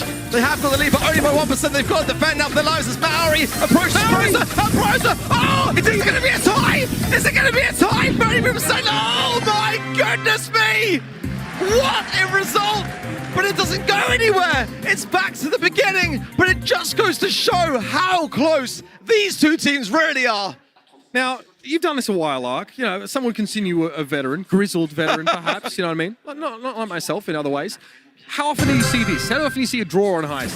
At that kind of stage, so rare. It really is. You can get a draw at 0% to 0%. That's actually sometimes more common, to be completely honest. But my word, it just goes to show the awareness, doesn't it, of both teams. They're timing their runs, but ultimately that 1% for Maori there was so clutch. RBM able to help out in mid, start to collapse here, leaving 2 players up for Reply Totem right now. Vatra, though, takes a bit of that early damage, just 3%. Maru's struggling to deal with RBM, and when Pain gets involved, it's almost unwinnable. Keeping Maori back and trying to get the angle between Juan Carlos and Pain. Juan Carlos with the pickup. Very stuck with him. Nestek still there on the map. There's a great takedown there between RBM and Pain. They're really starting to make this work a much better start here for Vatra. Hard to win a 2v3 when one of the enemy side laners can collapse and make it a 2v1 in that part of the map. So Reply Totem just struggling, not being at full strength for the first sort of 30 seconds of the round. Pain has to back up here. Maru getting aggressive. Joker going in. RBM can't stand the heat. And now Joker gets to advance. Has to walk right up to the safe though. So instead he'll set about getting rid of Pain. Maru taken down though, so that aggressive spurt will be cut short. I've got to say, for Vatra there, that could have gone from bad to worse. They were able to secure the kills. They needed to deflate the aggressive nature of that push from Reply Totem. As such, they're able to reserve some valuable HP on that save there. Great takedown on the left here. Maori is now pressurizing it. Joker as well. It's just so dangerous. Dangerous Bonnie, isn't he? This is very dangerous here, Ark, now, as Murray's able to move up with that damage amplifier. Vatra not taking any damage on the safe in that foray, so Murray forced to respect the defenders here. RPM gets a nice licking there on Murray. It's going to slow him down as Joker trying to command some presence in the mid. There's been a lane switch. And Juan Carlos has been doing work. Everyone is souped up as a result of those supply drops now, and this is why we're seeing some swifter takedowns as Reply Totem struggling just a little bit. And if they go down in this mid, it's going to be more damage for Vatra and placing them on the back foot. I love that supply drop on the enemy save for Juan Carlos there. Get a bit of cheeky 3%. This puts Vatra now in a bit more of a comfortable position, but that might not last. Oh, Maori! A salvo drops Vatra safe below Totems, and now it's going to be Joker going for the all-in. He gets a good amount of damage on that landing. Beautiful staggering, isn't it? But can Juan Carlos do this? It's body blocking there for days from Reply Totem. Are unable to hang on. They will take the first game. But what a close one. It was honestly, for me, from Reply Totem there, genius. The way they slowly staggered towards the safe mid, they were just constantly keeping Vatra, having to defend the situation. They couldn't go on the aggressive. Yeah, really safe approach to that round there. You kind of thought that Maru was looking to apply pressure with the 8-bit there by throwing that damage amp forward, but he actually sort of backs off, and Joker's all in, gives them the buffer they need to win the round. Well, one Nestek down there for Pain early on. Looking to get that set up again to get the most amount of value from the roughs. Reply Totem as well. Slow and steady, and you can afford to do that on a map like Safe Zone. Just keep your distance, try to get some utility down until you get that Bonnie super to be able to go in aggressively there. Reply Totem, though, are getting a bit close for comfort toward their safe. Joker making maximum use of that cover, but that will now no longer be available to him. Nestek right there in the middle means the Joker needs to be careful of approaching in Megalomania. Yep, going to make it RBM flattening Joker. And he's going to be able to move in here and take down the damage amp now. Mari is untethered and doesn't have that speed boost any longer. Maru going to choose to break on the left-hand side, and I think that's the wise choice. Sandbags will help out a little bit for defensiveness as Pain comes in to help, but not going to be able to secure it. As Mari now spawning back in. Pain low and goes down, making it that 3 versus 2 that they were dreading. Vatra unable to take advantage of Maori being out of the game for a while. And now this might come back to hurt them. But Megalovania popped again, and RBM pressuring that safe down. A lovely salvo of damage. While Maori's trying to deal with the side lane, he's getting pressured by that Bell constantly, and one Carlos collapses there. Maru falling. Going to be a trade though, and Mari out of the picture though. This is scary. Joker can't double back. The scoreline is always so close with these two teams on this particular map. Joker, though, has got to go back here and heal up accordingly as another supply drop coming down now. 2 out of the 3 on the side of Vatra. Soups up as the 42nd minute approaches. Joker here just trying to juggle that time, but Pain is really tapping on this bell. Now, Mari limited opportunities to protect the damage booster here. Pain able to find Joker now, and you can collapse on Maru, who's in a lot of danger. Reply Totem need to find a way to make up this deficit. We might be going to a decider here. Reply Totem need to maybe consider an all-in play. They need this mid-control. See, Vatra, I like the way they came back there. They can afford to. They've got the lead, but they've got to defend this. They can't drop the ball here. So jumping from Joker is there, and he does survive it. 2 versus 3. Great takedowns from RBM, though. Maru comes in. Is it going to be enough? It's going to be so close yet again. No way! No way, it can't, surely! Mari coming in, he's done it! That's the damage he needs! Reply Totem, take the set in spectacular fashion!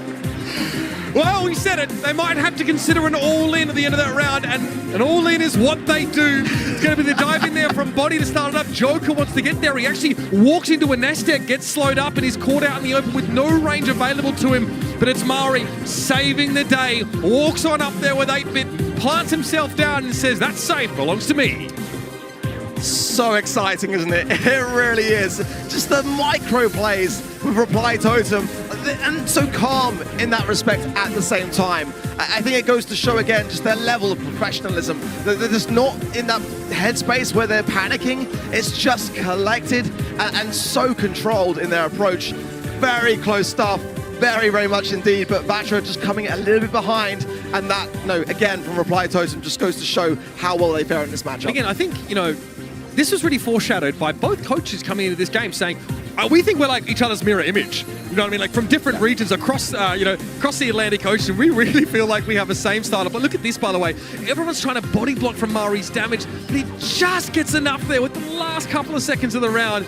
I mean, you can't write this stuff, ladies and gentlemen. That was absolutely stunning, and yeah.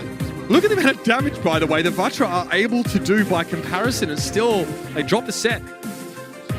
It's the power of roughs, honestly, and, look at that. It really does go to show how well Reply Totem did under that much pressure, doesn't it?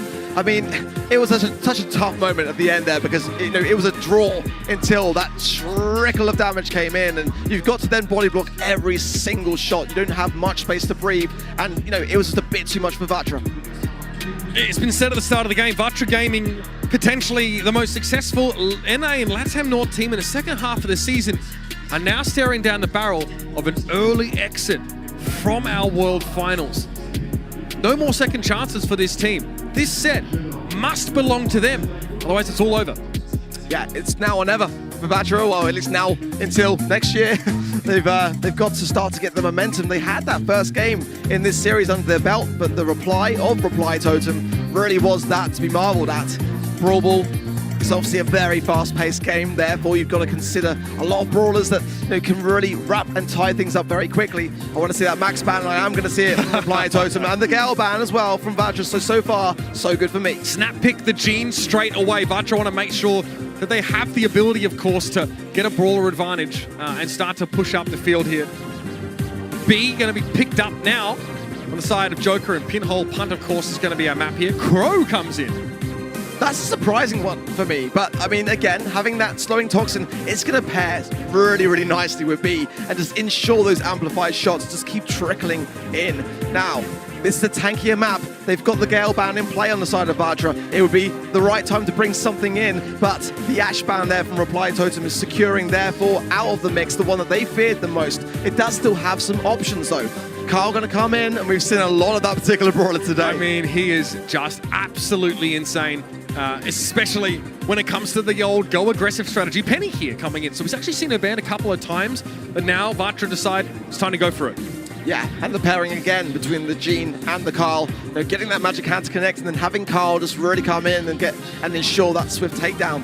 I'm kind of curious as to how Reply Totem are going to tie up this comp. I've not really seen them run this before in Pinhole Punt. Of course it is. We've waited a while to see it all day, and I'm sure many at home wondering like how it's taken this long to see it. Give us the lowdown on Buster for those maybe not super familiar with this newest brawler. If it's got its shield up, just stop shooting. Just don't feed into it, because it's going to reflect back and cause the damage to yourselves, and that is going to then allow your team to have a great push going forwards in Brawl Ball. It's a real menace. It's had obviously a recent nerf, but it's still in a very good place. Remember, Buster charges super by staying close to teammates, so expect that to be a factor here, but Joker gets absolutely smashed early on the round. Maru's just going to clean up though, and he swoops on in. Mari finds then Juan Carlos, and the salty barrel is down, but he's just continuing to tap. It's really great awareness, the slow connections as well. Oh my word, Mauri, you've excelled yourself, boy. Oh my goodness, RBM just able to scoop the ball up. Not a great start for Vatra. They've got to settle themselves here. Maybe not expecting to see the Buster at this point in the game, but they need to have a plan to deal with it now. You don't shoot at the montage. Yeah, you've got to try to get from the side there, but the pressure is really mounting in this position. Pain, though, and misses the magic hand. That was the real saving grace that they had in this position. But now, the painting turret coming down, it's going to slow the pace a little bit and allow them to just kind of reset. Maybe the jitters starting to get to Vatra there, of course, as that gene pool would have been absolutely monumental for them here. Maru again, montage, it's going to be a sweep in for Joker. He tries to go for the all-in. Instantly, though, disintegrates. That's why Penny's a great pick to have. It just gives you the time that you need, and then on the aggressive it can do very much the same idea of just allowing you time to maneuver the ball around. Just taking it very slow and cautious. The healing puffs coming in from Pain, and now starting to move down the right-hand side, bringing the ball forward slowly. They got out of that situation really quite well. Reply Totem had the map control, but they can't convert it into a goal. So that's definitely going to be at the top of their to-do list now as they approach. Maru just flattens RBM there. Mauri also trying to peek in from the left-hand side. That's a magic hand connection, and Vatra now can start to work. Yeah, that's great from Pain. He needs to keep doing that consistently so, and will really start to deflate a lot of this aggressive nature of Reply Totem. So far, they've been keeping Vatra back this entire game, but they haven't been able to get a goal yet, and I think that says quite a lot for this situation. They don't have any real terrain destruction ability here. That definitely might hurt them. They have to score a goal via more conventional means here. Definitely looking for an absolute team wipe before they get advanced. Oh, that could be dangerous. All right.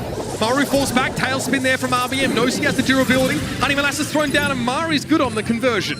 Mauri is playing a great game, honestly. And in overtime as well, he's going to thrive. That's the problem. And he just keeps connecting these shots. Pain has to go back now, but low HP means that he's going to have to reconsider it a little bit. All right, some of the map getting opened up a little bit more now, but it's Mari v Juan Carlos. Maru not in a position, rather, to do much with the ball. You're not going to walk it in. No! What? Are you kidding? No salty barrel. You've got to consider saving some of that utility, but that was why Reply Totem kept that control for such a long time. It just meant that it just dwindled down slowly but surely, and now Vatra are in a world of hurt. You didn't even look surprised there, Ark.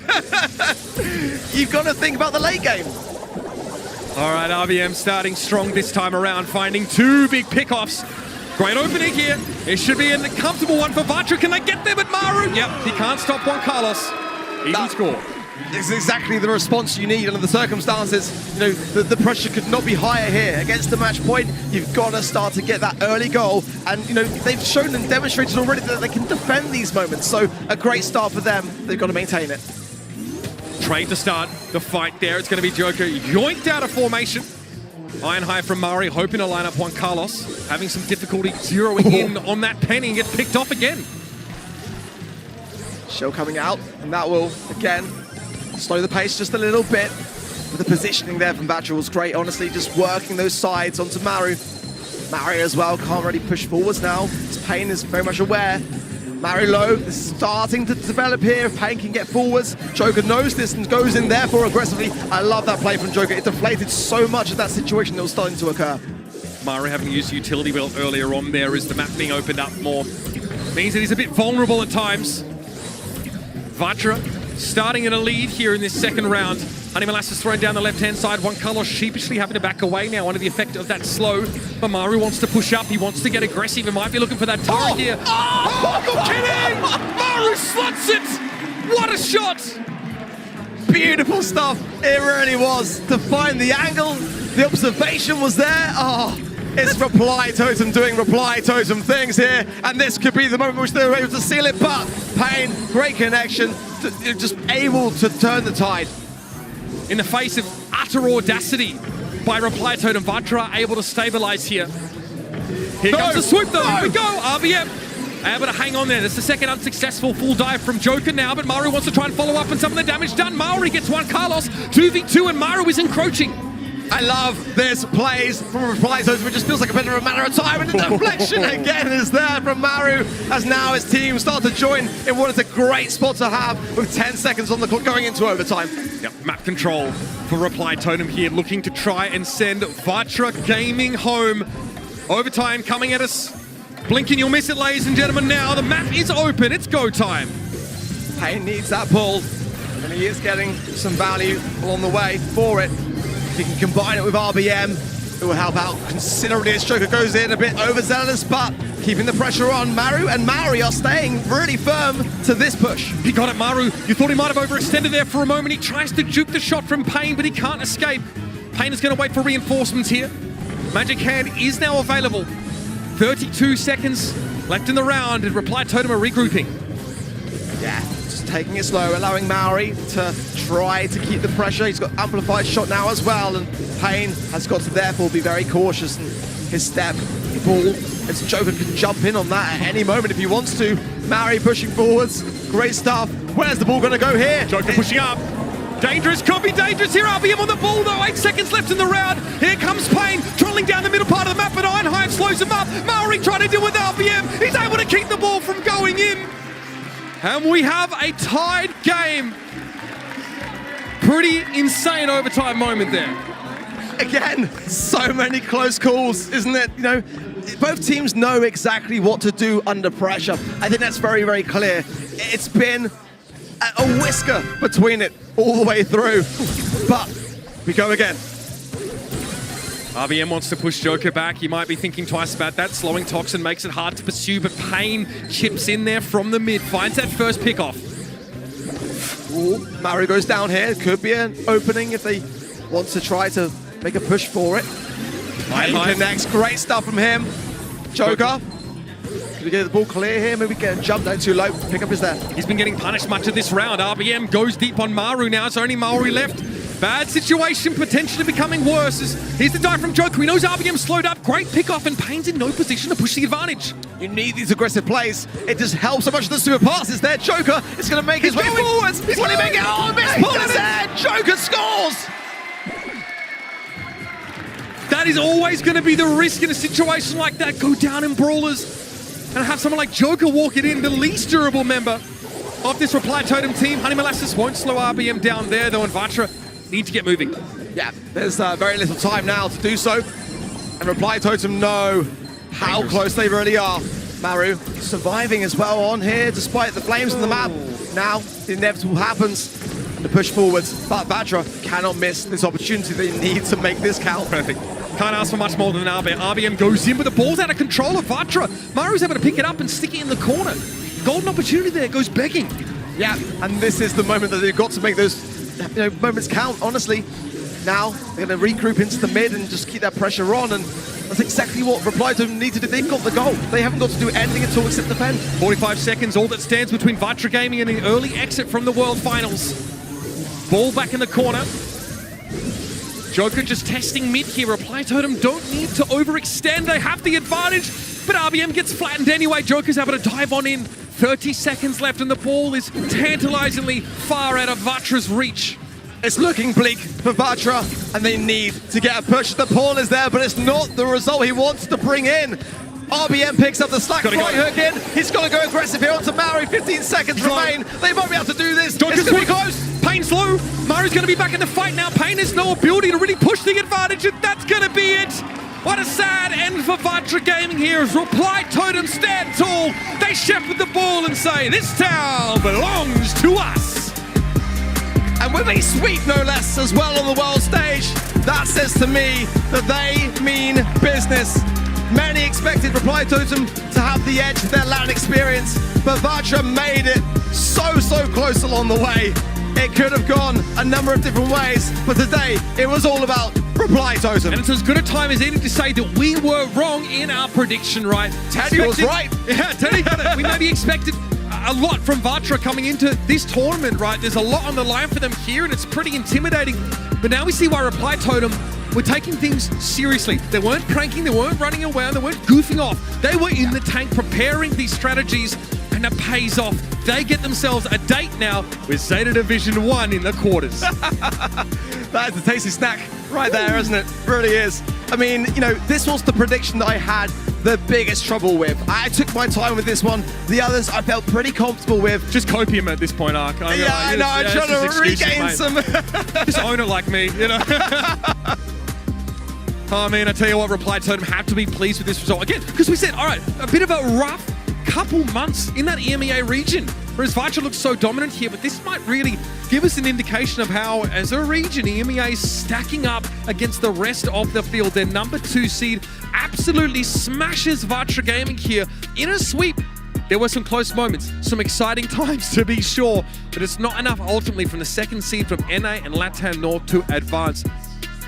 What a blockbuster we have now with Reply Totem going up against ZETA Division 1. An incredible, incredible matchup. Yeah, good luck with your predictions on that one. I mean, what can you say? I mean, that is just such a treat to have in store for us to come. But, you know, I'm so impressed in just the 2 games that we've witnessed so far, yes, how close the skill level is towards each other. You know, some of these underdogs are really cutting the mustard. I love this. This is what the World Finals is all about. Our expectations being completely smashed to smithereens in both matchups. First, it's Chasmac EU putting up an incredible fight, a valiant defeat that they suffered, and then Reply Totem saying, hang on, we've got another level to go to. We're going to go beyond our limits. So far, so good. Again, let's hope they've not played their final quite yet, though. They're definitely going to need to regroup, recoup, and be ready for the kings of that East Asian region.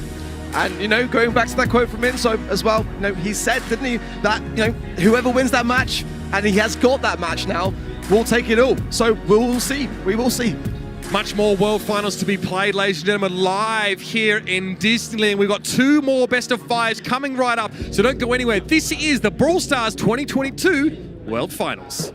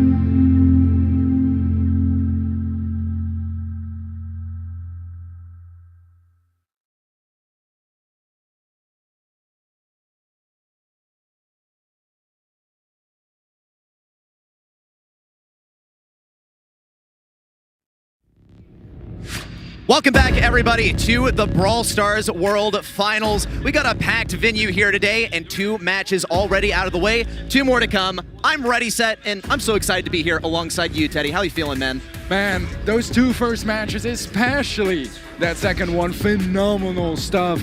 I'm not even ready myself for everything that's coming next. They had us in the green room and we were just jumping out of our seats. Let's actually reflect on how those 2 matches went and what is to come as we progress along to the bracket. Already, ZETA Division One in reply, Totem firmly locked in those quarterfinals in some pretty convincing matches to come. Match number 3 and number 4, AC Milan Clash versus STMN coming right at you very soon, and Stalwart Esports versus Team Queso to follow. Yeah, the rest of the bracket will be played out tomorrow. When I say rest of the bracket, I mean the round of 16.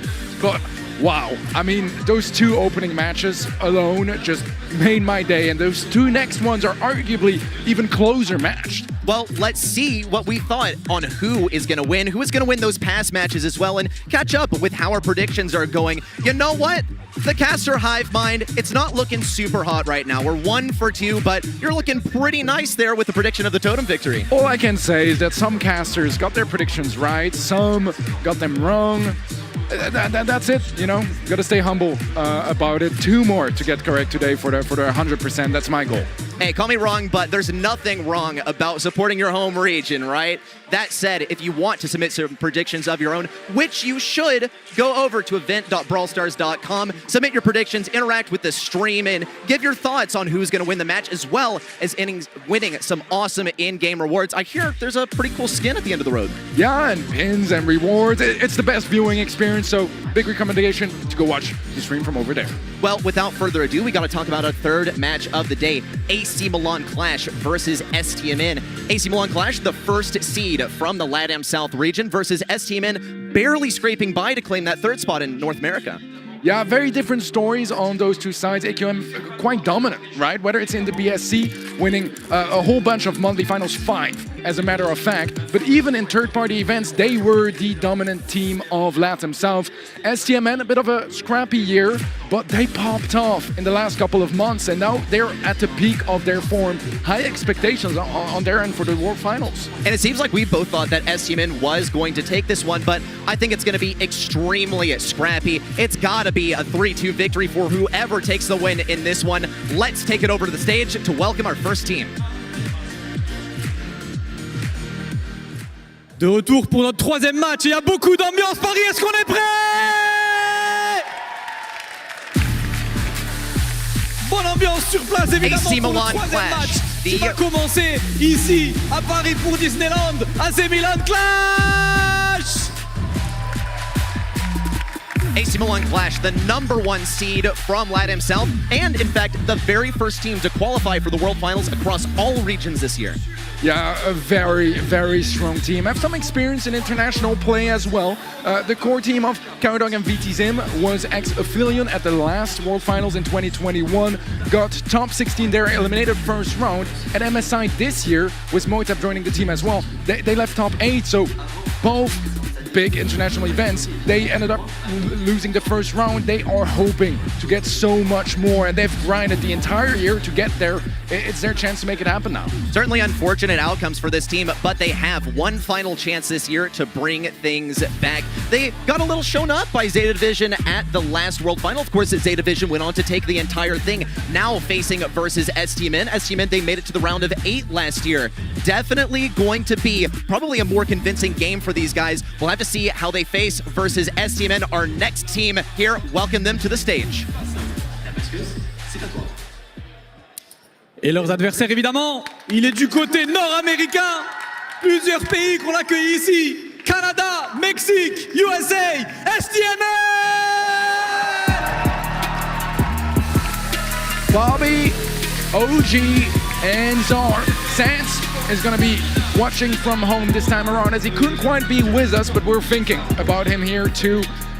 Wow, what a powerhouse of a roster. As I mentioned earlier, a bit of a tough year. We weren't even sure they would make it. They were not even sure. I remember talking to Bobby a couple months back. He was there like, I'm ready not to make it to Worlds, but obviously the hard work paid off. They are here. They're at the top of their form right now.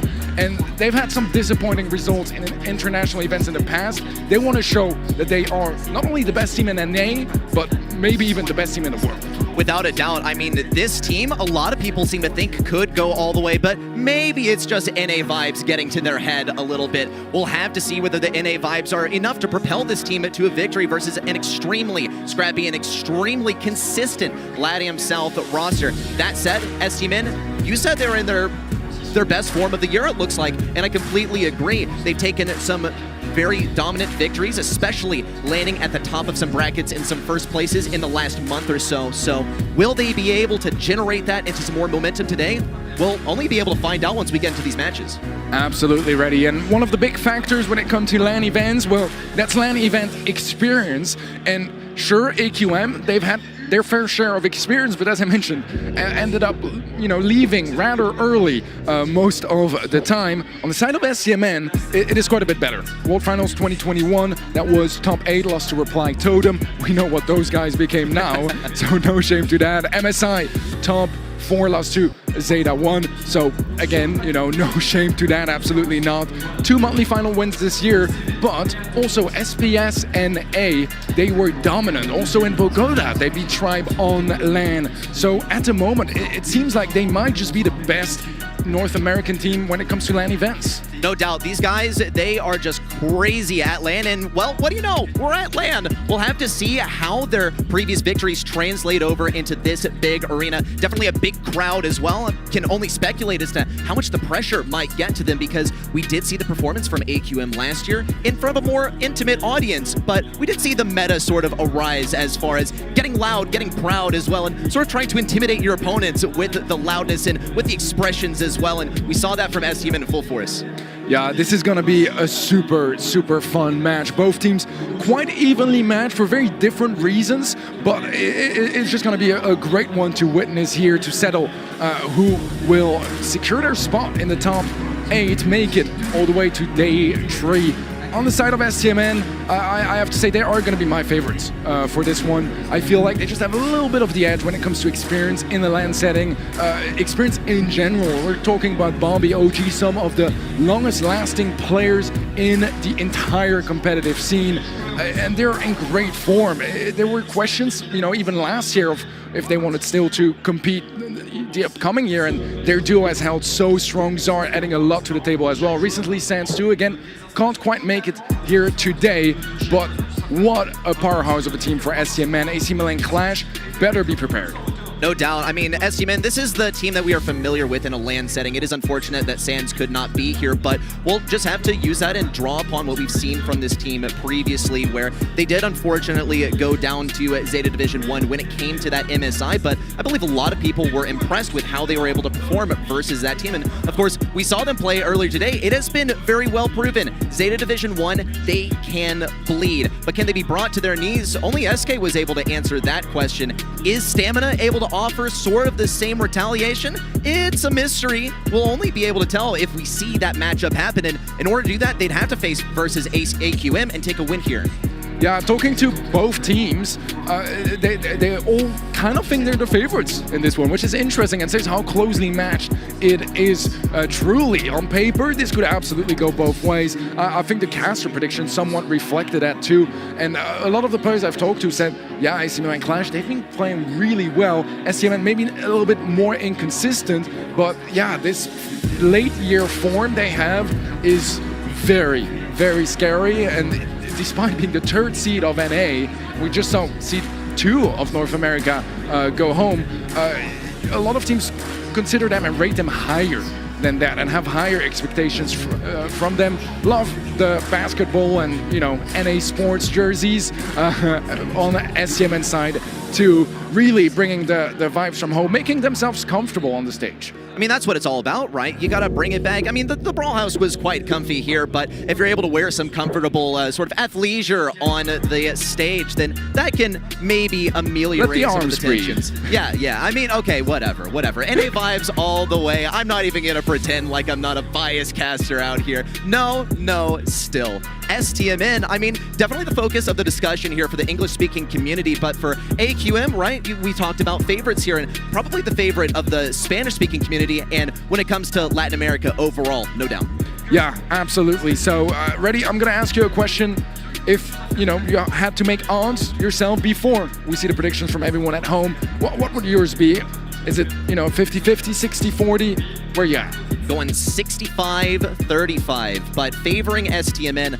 I really do think that no matter where this match goes, no matter which way it goes, whether it goes to AQM, whether it goes to Stamina, it's gonna be a set 5. It's got to be close. These are two absolute powerhouses, and even speaking to some of the players from STMN particularly, they seem to think that it is going to be an extremely close match, and I would rate that as definitely a good assessment of this situation. Your number 3 seed in North America, as strong as you may be perceived to be, as strong as you perform in other lands, this is BSC, and you took number 3 seed. You're going to be faced versus a very high-seeded team in another region, and you deserve the high seed if you are the first to qualify in your region. That's a very valid point because, yeah, they kind of brought this up on themselves, with that slow start of the year and some shakiness in the mid part 2. But at least they're here, and that's already something that I'm sure makes you very happy too, Reddy. And they've come here to perform. I think that they now have the experience behind their backs to come here confident and aiming at much more than just that first round. It all starts here. With the team that loses here, no matter how ambitious they are, it ends here for 2022. But they're very hungry teams that have had some great successes in the past, and they're looking to repeat that this year as well. Final stand for both of the teams in this upcoming match, and it is definitely going to be a doozy, a big barn burner too. Look at the enthusiasm of the audience as well. I see some tribe signs, not a whole lot of STMN or AQM, but at least you got to appreciate the competitive spirit of the live audience here. It's been a while since we've had one of those, and it's a wonderful spectacle to behold. Well, here we go. Shooting Star is going to be our first map as draft is going to be kicking in shortly. 59-41. That's closer. I would have said 60-40 for me, so I'm very happy with what you guys predicted at home. I think it's a very close one. We both predicted STMN for this one, and I mean, you guys at home mostly did too. Yeah, check out these rosters, and we're going to be moving into Shooting Star as well. First pick going the side of AC Milan Clash. Countdown over. What is it going to be? Got to go with the Sprout, and assessing the bans here as well. On the side of AC Milan Clash, Max, Gus, and Brock. On the side of STMN, Tick, Piper, and Eve. That does leave a couple of other throwers left. Grom, maybe the more likely of the two that are remaining, but Sprout is a first pick. That's definitely quite risky. Yeah, I agree. I mean, you really would like that Tick here. It is banned out by STMN. The Brock was banned by AC Milan Clash, so they knew that unless they banned both Sprout and Tick, they would still have a very solid thrower at hand. Gene is a good answer, one that will, start off a little bit slower, but if you can get a great pull to open up those walls, or just any sort of clutch pull that turns around the lead, gives you the advantage, that is going to be the chance to do so, and a bit of a comfort pick for STMN too. Certainly, and especially for Bobby here on the Gene. Here comes the Nanny as well, and this one actually is shocking to me that we have not seen this brawler banned out or even first picked, actually. This is typically the absolute gimme brawler for this map, and if you don't first pick it, then your enemy is going to go for it. And STMN, I would say definitely wise for going for this brawler. It is really one of the safest picks that you can go with, especially because you can get kills from max health on an enemy brawler without even putting yourself in danger. Get real up close to them, and with autofocus, you can even one-shot some brawlers. Absolutely, and I think the reason they went Sprout over Nani first pick is just because of that Piper ban, right? Piper is going to be very, very scared of a Nani. We'll see the B, actually, as the answer here from AC Milan Clash, trying to, get some more range available to their side. I think it's a very good idea, to be fair, just because you never know if there's a bit of a more aggressive or tanky idea for that final pick of STMN, and instead of Clash, they will settle with the Lola as their third and final pick. Final pick coming in here, and this is when we usually see some of the more aggro, sort of tanky brawlers arrive, and Fang is definitely a popular pick when it comes to Bounty. However, it might be kind of risky going to brawlers such as B and Lola, who can pump out a lot of damage in close range. Buzz also comes to mind, but could also go a completely different direction and play this one safe. Here's the card. Carl, actually, and that is going to be a brawler that can get in close range. Sprout is especially going to be victim. B also could potentially have some issues with this, but Carl's still going to be outranged by virtually all of these picks here and could face some adversity as a result. Yeah, I like that Carl pick a whole lot. I mean, the mobility, there's just not that much that will counter it on the blue side of things, and Sprout is going to be vulnerable. The B is going to have to be very careful, good discipline on that super, but here we go. AC Milan Clash versus STMN, and Blue Star obviously picked up by the Carl, that gadget, to early on secure the lead. Always practically a free Blue Star when you have a gadget at the ready. Here comes the peep already from the backlines. It's actually going to be breaking open a wall. Not all of the walls broken open. Motep's still going to be clinging on for dear life around this one obstacle. Meanwhile, around the right side, Hedge placed down. Things are really moving back for STMN. They could find themselves in danger, but they seem to be quite comfortable on this very defensive position. Yeah, good pressure from STMN to push them back and create a little bit more space. They want to open up that map. Don't have a whole lot of options to do so. Kyodog is low HP. Zart not quite gonna go for it just yet. Bobby is low as well, needs to be incredibly careful. One shot from VTZM would turn things around. Kyodog aggressive against Zar, and it's gonna be a trade, but STMN was that Blue Star. That gave them a 1-star lead now. Let's see if AC Milan Clash can strike back as we head in the final minute of this first game. Bobby's patiently waiting inside of this bush, maybe trying to threaten Kyodog or Motep, but they can both counter out the gene pull. Here comes another hedge down for VTZM. Still a slight corridor for Zar to face through, but he's not going to be keeping that wall up. Once again, placing around the left side and also pinching things in. Great kill from OG on the Kyodog. Zar now trying to get some position around the right side, and here comes the peep. It's going to be going for VTZM or Motep, either one. An attempted tank. Wow! Amazing piloting there. Another pull in, and Kyodog goes down. STMN, they're leading by such a large margin. Great kill from Zar. And AC Milan Clash have a huge margin to make up. What a team wipe from STMN. 9 stars in the lead, and AC Milan Clash, this is their final shot as an answer. 15 seconds left. The pull from Bobby connects. VTZM is taken out of the picture. Just a couple more seconds here, and STMN should be taking that first game unless they can eliminate OG and Zar. They are being pinched. OG is low. Kyodog goes in. Doesn't find either. That's going to be first game going towards STMN. Very, very close there towards the end, and really expertly played by STMN in particular. Appreciate the consistent control and the consistent aggression of AQM. However, they were not able to turn that into an advantage in terms of stars or even in terms of kills, which is not usually the sort of way that you see this map played. It's either played extremely aggro at the enemy side in order to get a victory, or you play for more control around the middle of the map. STMN seeming like they're absolutely comfortable playing defense for the entire game. Once again, grabbing that Blue Star from Zar, a free one, and already aggression in from the guy. Yeah, lovely pick up there from Zar as VTZM goes down. Blue Star again picked up by Zar too.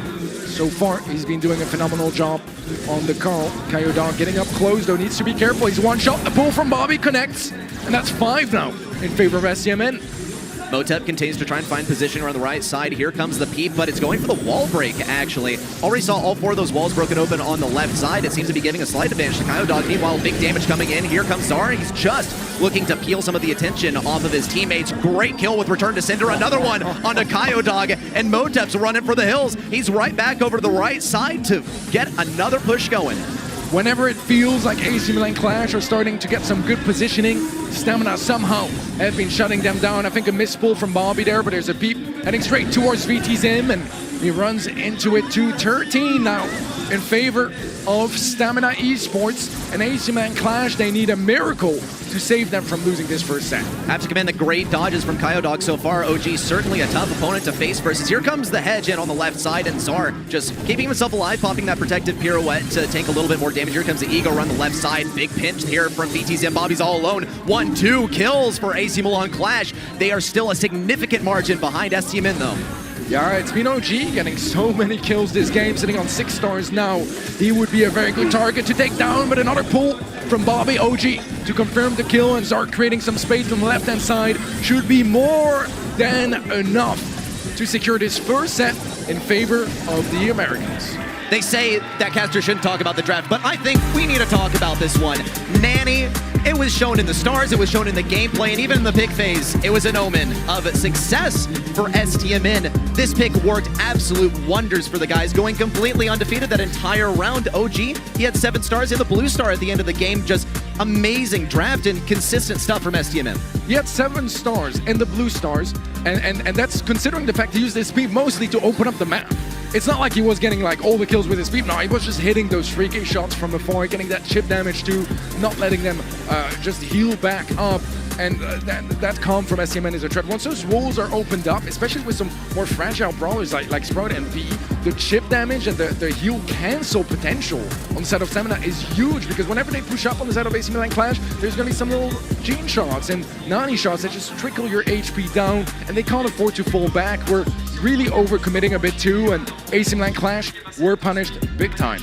Big time, and they need to make sure that they make this happen in the draft in the upcoming set, because I think that's really where the problem started to arise for them, off of the neglect of picking Nanny. Now, I think though that this is very, very well known in Brawl. It's clear that they were going for something experimental and thought that they would be able to diff the Nanny, and at points they were able to mechanic stiff on a few things, get great dodges in there, but at the end of the day, you really cannot contend with the Peep constantly getting max damage on you and one-shotting some of your brawlers. Yeah, I mean, as soon as that draft was completed, we could kind of tell that STMN came in with an advantage there. I don't think it was unwinnable for AC Milan Clash, but it was so well executed by STMN. And that's the thing, when you get undrafted, the only way you win is if there are some execution mistakes. If you start, absolutely popping off, it is possible to come back. But STMN, they were just super solid. Gene pulls connecting way more often than not. And I mean, we saw the Nani plays from OG, we saw Zar pop off on the Carl too, and so often just creating space, not letting AC Milan Clash reset, and that's why STMN took that opening set. Well, set number 2 is upon us already. Bell's Rock, and yet another map where it's going to be prioritized to stay alive, get some long-range kills. Not going to see Nanny, most likely, but when it comes to picks, Rico is always going to be a fairly strong pick up mid. Also, have to watch out for those throws. It's almost as if this map was made for Grom in some regards, with the cross right down the middle, and Sprout, also one of those that you always have to watch out for. Tick, especially a threat at the moment with that new gear that gives his super even more health than Tick has to begin with. Yeah, well, it's going to be a Brock opening pick for STMN. It was banned out in the first set, and here's the interesting thing. I think a lot of the brawlers we saw either banned or played out in the previous set are very much playable on Bell's Rock. I mean, if you think a Gene or brawlers like Rico that are going to be banned out here, there's a lot of potential. Carl also banned, B as well, the double thrower ban on the side of AC Milan Clash. Let's see what the reaction is here for Clash's side of things. I feel like they probably do want a wall breaker at some point as well on their side. Piper, to try to capitalize of that map getting opened up, won't have the same level of destruction capabilities that Brock will offer, but it can capitalize off it. Yeah, they might have to rely on Bobby to break open some of those walls at the beginning of the match. They really want to utilize Piper's true power. Unless, of course, they decide to go for a wall breaker of their own. But the options, they're not too amazing. Colonel Ruffs can break open some walls, but even then, he's gonna have to work for it pretty hard, just like Piper. Here comes the Gus as well, and this is gonna be a strong power pick if they decide to compare, or rather combine the shield with their last pick, which they can go for an aggressive brawler, as long as STMN doesn't prepare adequately to counter it. Yeah, that shield that comes from the super from Gus in a late round, that can be devastating when the zone just forces you in a close combat sort of situation. It's incredible, but even before that, keeping you up, keeping your allies up, getting that extra reload speed as well. But most importantly, man, that gadget, just getting those kills secured is huge. Nani, that's an interesting pick here. It seems like STMN really valued that pick highly. Looks like it. I mean, excuse me for saying we might not be seeing Nanny here, because here she is. It, once again, is going to rely on a lot of wall break here, and I think this is pretty wise from STMN because, well, Grom is still an option. Now, it's going to have to play very, very particularly on this map. Should he have been picked? Here's a Colonel Ruffs as well, and that's going to be controlling pretty much all the wall break options that AC Milan Clash have. Unless they decide they're going to go for something like Griff, it's only going to be Piper on their side. They're going to have to play wisely in terms of what they go for their last pick. Fang is typically one that comes to mind here, but if OG does have those sandbags down, he's going to be countering out Piper, he's going to be countering out Gus, and he's going to be countering out Fang. Yeah, I'm assuming that they are going to want to go for something that can deal with those sandbags. Don't have a whole lot of time left to choose, and it's going to be Squeak. Definitely an option that can, make that work. Looking at the comps, it's an interesting one because both sides not really going for anything substantially, wild or out of the ordinary. But I think both sides have their chances. I will say I like STMN's comp just a bit more simple, I think, to execute. And, with the nerve and the pressure that you are going to have playing on the world stage, I think that can be quite a big advantage. Well, let's hop into it. Motep now coming up the right side. VTZim opting to take that mid lane, but already the walls are starting to break open, and Squeak relies a lot on having those corridors to fire down and play control around for the entire game. Already a lot of AQM backed into the very middle of the map. Coyodogs and super low health. Double bounce there from Zar to grab the kill. OG falls though, and it's now down to a 2v2. Yeah, beautiful trade there. Pretty much saving that first round for AC Milan Clash, or at least not dooming it just yet, as Zar trying to find some good bounces. Not so fortunate just yet as VTZim gets a beautiful connection onto him. Another one now. And that means super available for VTZim. If you get hit by any of those little pellets, that is going to be devastating. That slow is very unforgiving. And Bobby, yeah, that's a big connection. Surely they should be able to capitalize, but Zar is trying to create some space. Not quite enough as Bobby pulls Zar left in a 1v2 and not one. He is going to win eventually. Goes down, tries not to feed too many supers, but I mean, Motep is going to carry it over for the Gus. Well, already though, two walls have been broken open on STMN's side, but AC Milan Clash, they might opt to play this one a little bit more defensively, trying to get the poison to close things in. Motep though does go for the lane switch and also shields up Kyodog. VTZim forced out of position, even tapped up a little bit by the asteroids. Here comes the kill on Nazar. Great taps from Kyodog, and this is the hazard. When you open up the map versus Piper, she's gonna go crazy. Another kill from Kyodog, and it's just Bobby left on the battlefield. There's the kill onto VTZim. It's a 1v2. Bobby has the rocket fuel at the ready, but it might not be the right moment for this. Yeah, he's just going to go for a shot. Doesn't connect it either. Eventually, that's a beautiful triple from Kyodog. What a phenomenal performance from him. Exactly what they needed on the side of AQM. A game secured now, and I mentioned it earlier, Piper, that capability to capitalize against those wall breakers on the side of STMN, and I mean, Kyodog has been shining so far. Absolutely has, and can only expect that in the next game. Already wall broken open on the left side, not Kyodog's side, if you might notice that. Wow, great kill there with the return to sender. It's brought down to a 3v2. Kyodog needs the kill. Here's a homemade recipe. Nope, Zar stays alive, but down goes OG. Bobby on the left side still has to face versus Motep. He's outranged. Zar also colossal damage dealt to him, and here comes the supply drop around the left side. Big damage in on Motep, but he's invincible, it looks like. Kyodog falls, and it's all down to Motep to clutch up this round. Wow, I thought that again, AQM were going to be able to turn things around, but Motep in that 1v2, that's going to be a difficult one. Looking desperately for some connections to get that super, but it's not going to happen. STMN won't let it, and the first round this time around is going their side. VTZim, once again, at mid, ready to lay down some of that residue to slow things down, but he's going to have to get into a good position for it. Here is the asteroid belt, or rather the gadget from Colonel Ruffs, now blocking some things out. Residue already at mid as well. Great kill from Kyodog onto Bobby, brought down to a 3v2. Now OG's trying to keep things at range, and he's getting some pretty consistent damage versus Motep as well, but his main competition is going to be Kyodog, who's laying down the law versus Zar, who has no sandbags and no protection left. 2v3 here for STMN.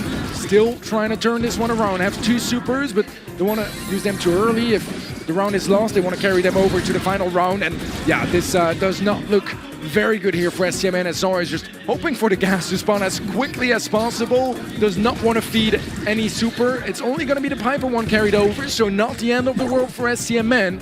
3 supers now available on their side. This is their chance. AC Milan Clash, just one round away from taking the second set already. Need the kills here. Here's the residue around on the right side. Zar still left high and dry without any sandbags to protect him. Luckily for him, he's not on the lane of Kyodog, but Kyodog's now rotating over to that mid lane. Bobby also kind of out in the open. One shot, not going to be enough to take him down. Rotates over to the left side. Zar, meanwhile, on the right, still could get pinched between Motep and Kyodog if he's not careful. Everyone's on such low health. There's a kill on the Kyodog to start off, and here's the first peep as well. VTZM goes down. It's up to Motep to clutch it up. 1v3 here. Gets one, actually. Maybe a chance, but no. Bobby refuses to let them take that set. And that means that now we are going to game 3 for knockout.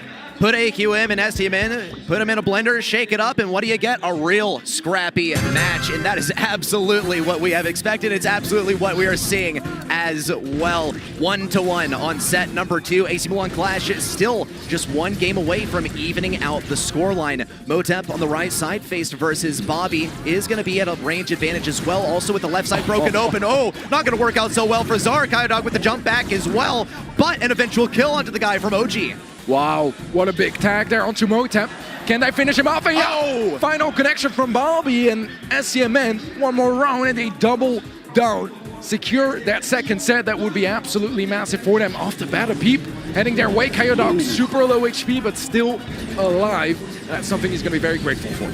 Unfortunate there for OG, though. It takes a while to get that first super. Bobby also getting pinched between a lot of enemies. What? How is he able to dodge this? He's just out of range. Down he goes to Motep, and it's brought down to a 3v2. Eventually, they do find that connection onto Bobby, and this is not a good situation for STMN. 2 supers available for AC Milan Clash.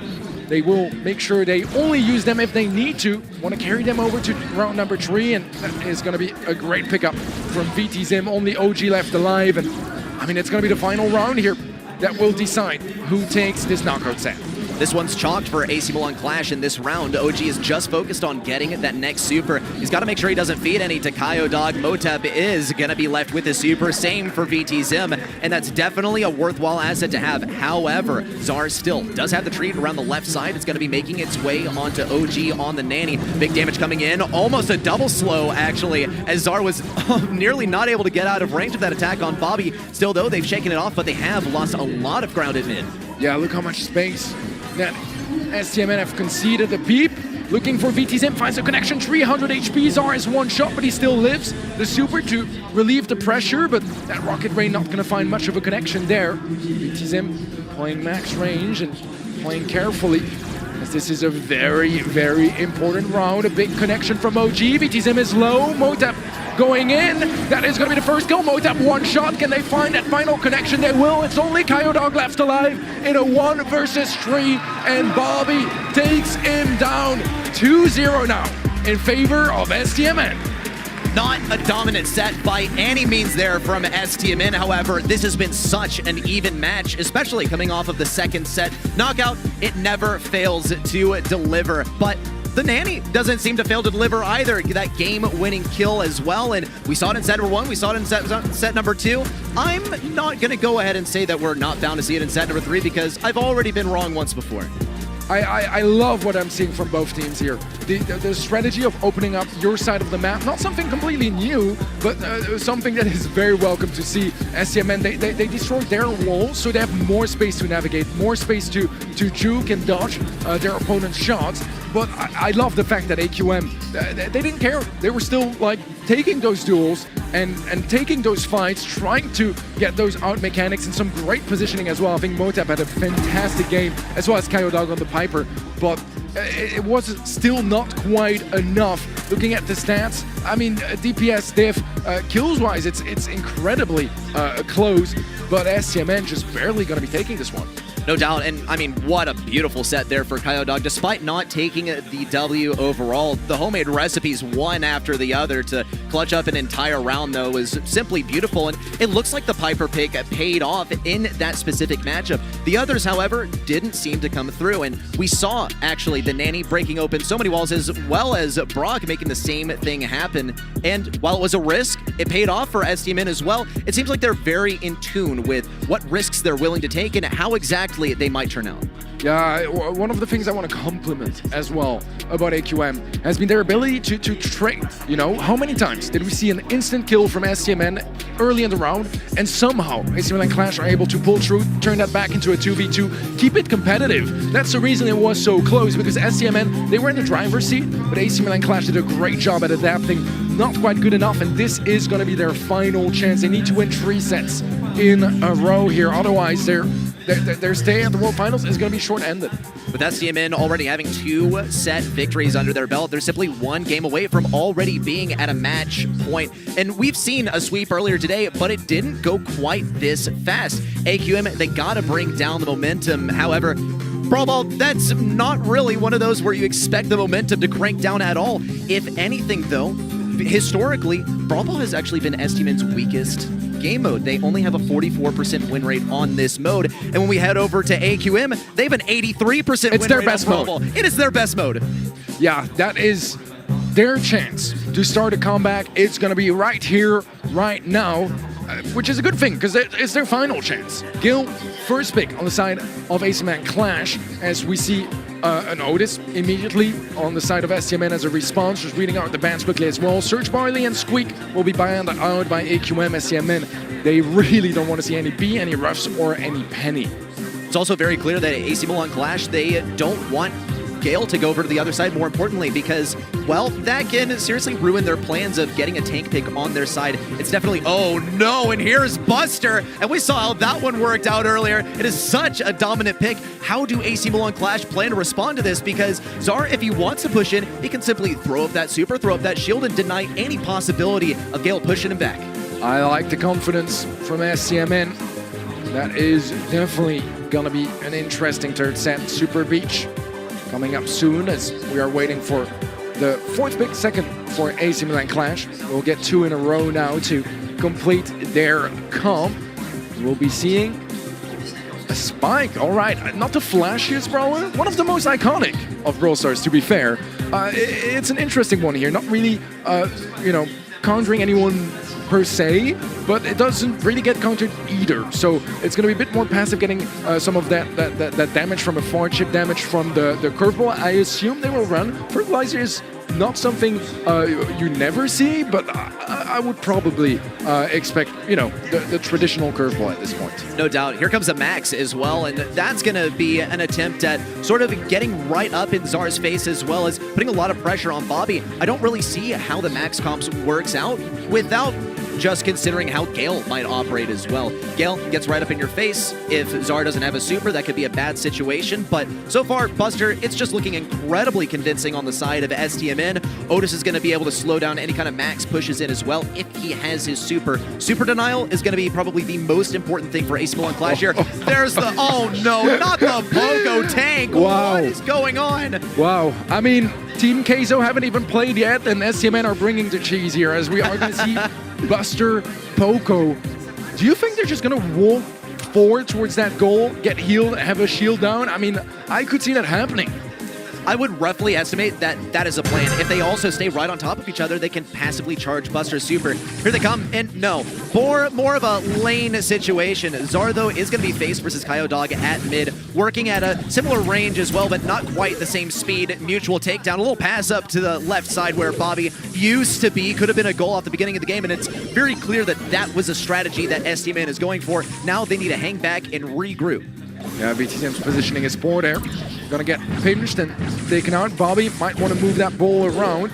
And is gonna pass it indeed to OG. Zart now in control, pushing forwards, but no big opportunities just yet for either side. Zart has his heal. That could be clutch if Bobby wants to go aggressive. Heal is gonna be popped indeed. Kyodog quite low HP in the back line, so it's Motep, a great super from Motep to slow things down. Nearly takes down Bobby as well, and I think he is rocking Fertilizer indeed. Interesting decision here. Not my favorite, but at a pro level, they dodge curveballs so well that sometimes it doesn't even matter. And sometimes it throws you a bit off your momentum, but here comes the momentum. A little speed there from Kyodog. He was right in the right position to intercept that ball. Lots of damage coming in. Great pushback from VT Zim. This ball's locked in on the right side. Gale still remains alive, but Bobby's going for it. If he can take the damage from Motep, he'll be able to push it in, but there's another stun as well from VT Zim. Another super laid down by Motep, and this is looking like a successful defense for AC Milan Clash. Spike, he's just one of the best defenders in this mode. He can throw fertilizer on the guy. He seems to stay alive way, way better, even getting close to forever. Man, what an attempt from STMN, but AC Milan Clash, their defense is absolutely on point. I mean, it's what you expect when you're bringing a Gale to the table. Is there going to be a stun here from BTZM? Yeah, indeed, gets some nice connection. No follow-up though, and Bobby knows that he's not going to be stunned against any walls in that position. Just really good movement on his end to secure that elimination.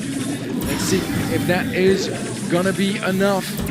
As STMN, they're still trying to get that big push we've been waiting for. There is going to be the solo screech to go for some damage. VTZM with a stun onto Bobby. A follow-up heal from Czar. Bobby claims the kill on VTZM. A 3v2, a chance here for STMN to close it out, but Bobby can't quite pick up the ball when he has his shield up.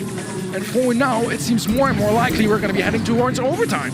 Motep pinched around the left side. It's looking like a 3v2 favoring STMN, but still, VTZM refuses to budge. He has a super, he has a gadget as well. He needs to defend the ball. There's a pass up to mid, and the speed as well. This ball could get cornered. VTZM goes down, though. Zar barely stays alive. No, denial by Kyodog. He falls to the super from OG, and OG tries to get this ball. He's gonna have to do something tricky versus Motep, but instead, passes it over to mid to get some better positioning of this ball. VTZM is ready to play defense around it, and now some offense as he looks to push back any chances at a charge from STMN. Yeah, VTZM spawning with that super was huge, otherwise that could just have been a walk-in. Kyodog, incredibly low HP, needs to be careful. A super from Motep to slow things down a little bit around the center of the map as VTZM is muted, ends up going down to OG on the right-hand side. This is a big opportunity for STMN to get to match point. Can AC Milan Clash's defense hold up? Still a 2v3 here. A nice kill from VTZM. That Spike super might just do the job. The super pass OG, and he gets it in! What a goal from OG. The team synergy from STMN. And I mean, even the crowd can't believe it. That was so well calculated by STMN, and this is what set both teams apart. Gameplay like we have never seen before. Leave it to STMN to make it happen and bring us to match point. An incredibly close game, but AC Milan Clash find themselves at the brink of defeat. They had a strong showing in the first game, but they have just flipped the narrative in order to stay in this competition. This is a chance here for STMN to... Oh my god, what a team wipe! How do they make that happen? STMN just shut down the entire roster of AC Milan Clash, and now all they need to do is defend for 2 minutes, find another goal. You call it, but they are absolutely in the driver's seat here. AC Milan Clash, not the slightest room for mistakes here. They can still make it happen, though. They have Kyodog speed, which can serve them amazing positioning. Motep has a super. There's a block around mid. Big stun onto Bobby. Zar's the one defender left. A slot into the goal, and it's all tied up here.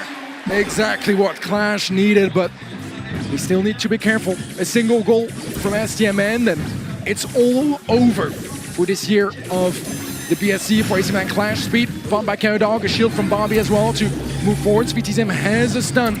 If he can connect it, actually not quite gonna connect any stuns. Low HP on the right hand side. Kyodog falls, it's only VTZM. Doesn't quite corner it. What a blunder. That's gonna cost them the match. STMN take it home with one clean 3-0. It got messier in there, don't get me wrong, but that ending was just absolutely phenomenal.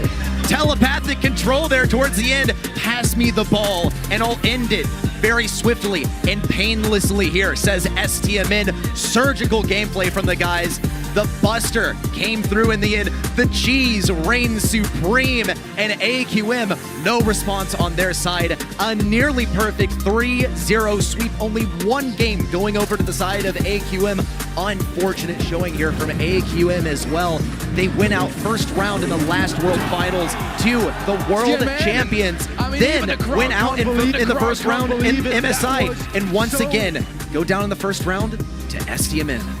Man, what a curse on that roster of AC Milan slot Clash. into the goal, Third and it's international all tied up event here. where round one, they end up going home.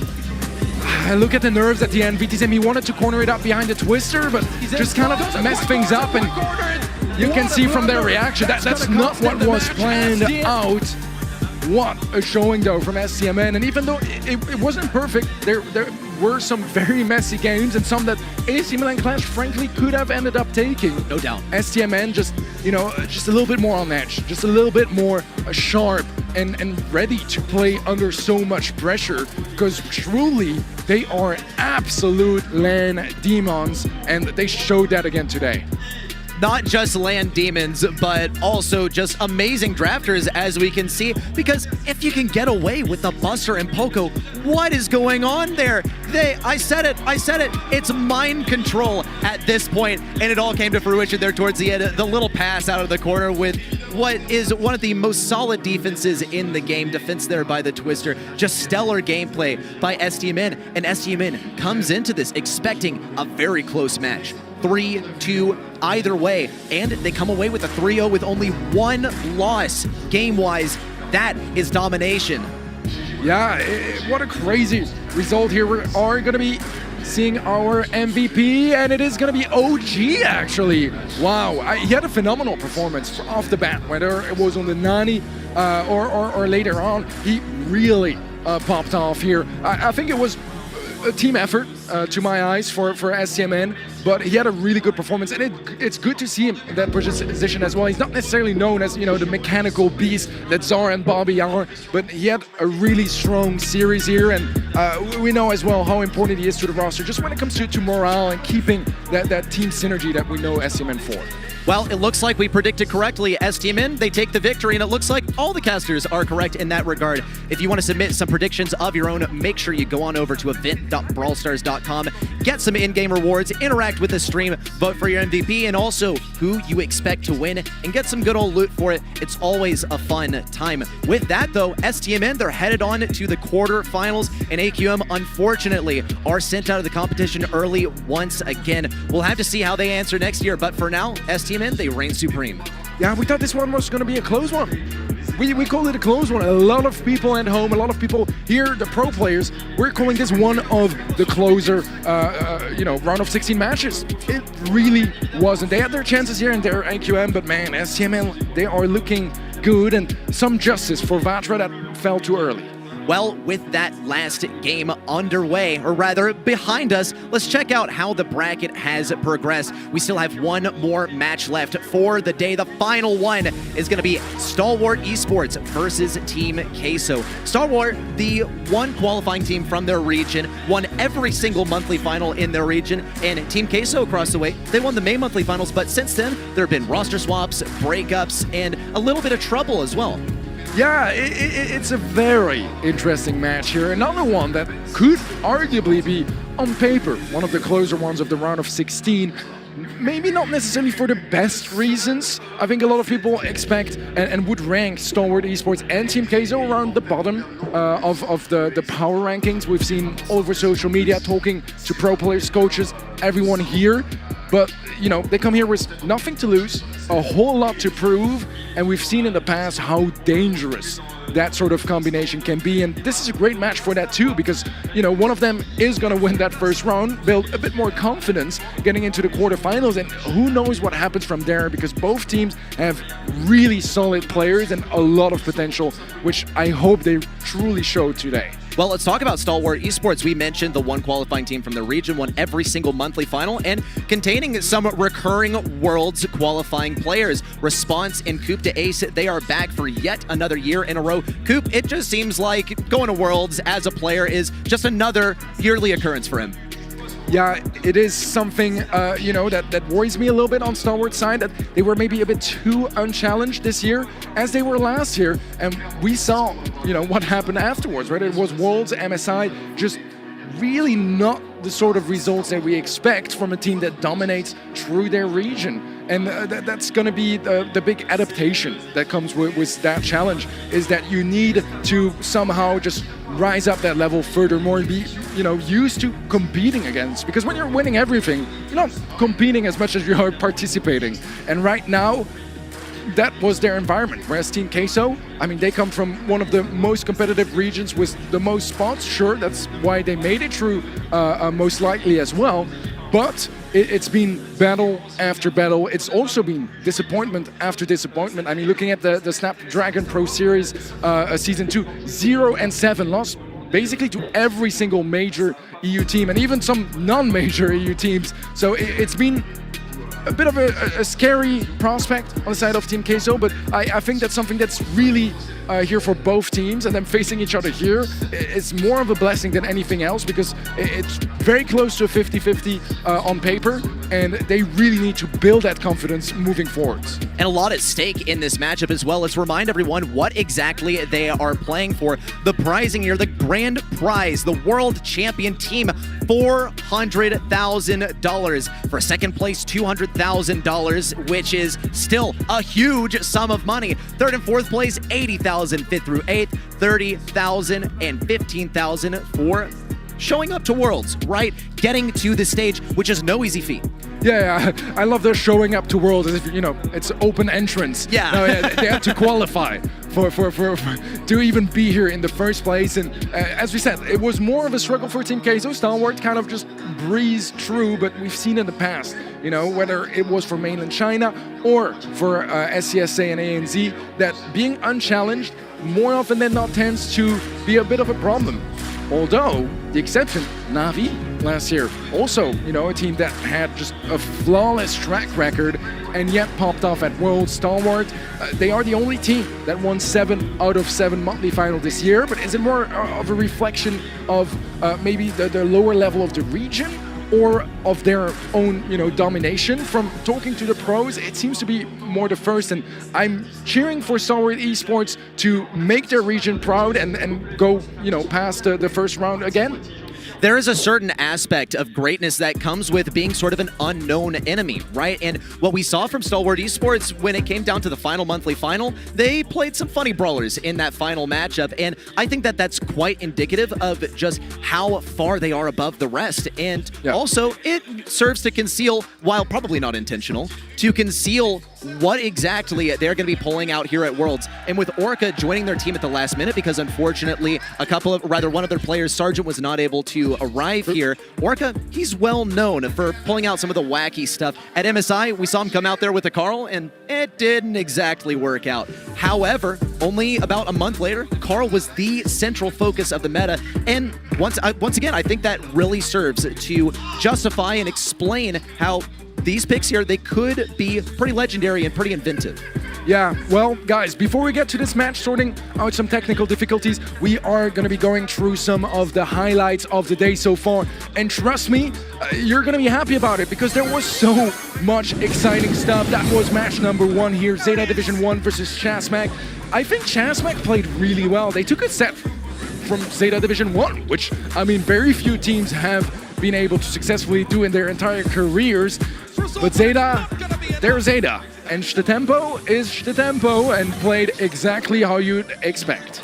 Tempo, really one of the focuses here. I mean, look at this last-minute finish from ZETA Division 1. They were so close to getting that back, to getting all of those gems back, and of course went ahead into Bridge Too Far to seriously close games. Honestly, I think we saw Chasmac at the top of their form. Vatra Gaming, I will say, I'm proud of my region. I really thought that Vatra Gaming could take this one, but Reply Totem, they're simply diff, right? Joker, look at this, look at this Mari, 1v3s, wins the game, wins the set. I mean, how do you not love Reply Totem? I mean, Totem, they're simply so good. And there was a period as well when it came to consistent domination over the region. One first place after the other. The only sets conceded being to teams such as SK Gaming, such as Tribe Gaming EU, absolute powerhouses in the region. But even what we saw at Gamescom at the SPS EU finals, they handily took down SK Gaming. Such a supreme display of skill from this new roster. As soon as they got Joker on the roster, it seemed like instant excellence. Well, you know, we have seen the highlights, we have seen what happened. Let's again check out the bracket just to keep you guys updated. It was ZETA Division 1 that won 3-1 against Chasmac Gaming EU. Reply Totem with the sweep against Vatra. Vatra honestly kind of deserved a set, in my opinion. They had some closer games here and there, but Totem, they showed up exactly how we'd expect them to. At least I did, because I predicted them to win. The rest of the casting desk had more doubts, I guess, but I mean, should have just picked better predictions ready. And Stalwart Esports versus Team Queso, that is where we are heading next. I think I skipped over STMN's trio victory against AC Milan QLASH. If you guys are still here right now, you probably witnessed that just a couple of minutes ago. That was quite a performance from STMN. I think nerves were a bit too much on the side of AC Milan QLASH, a bit too much to deal with, as they kind of choked towards the end. Yeah, and it's not even to say that they had any like really bad games in there. There were moments where it was incredibly convincing, especially when we went into knockout as well. It seemed like they were probably going to take a victory over STMN and halt that momentum. Unfortunate. And then we went into Brawl Ball, which is their most consistent mode. We mentioned 83% win rate, and it was STMN's worst mode. This is simply STMN at the top of their form. Yeah, this is one of the things I love the most about competitions like these, right? Because we have the stats, we have, you know, a lot of information, we prepare so much to cast or even just watch those matches, because we've been following those teams throughout the entire year and maybe even the years before for quite a lot of us. But, you know, it turns out that in person and with very different environments than what you are used to and different teams you're used to facing, everything gets just torn apart and changed in a great way as STMN. I mean, they, as you said, won their weakest mode against AQM's strongest mode, and they did so convincingly as well with a creative draft, and that's the sort of approach I love. So far, this first day of the World Finals has been just absolutely phenomenal. With STMN headed in the competition, we can continue to expect to see some of those creative picks as well, but I think there is one team in particular where they are extremely characteristic of these particular crazy picks. I can't wait to see them. Let's check out Stalwart Esports.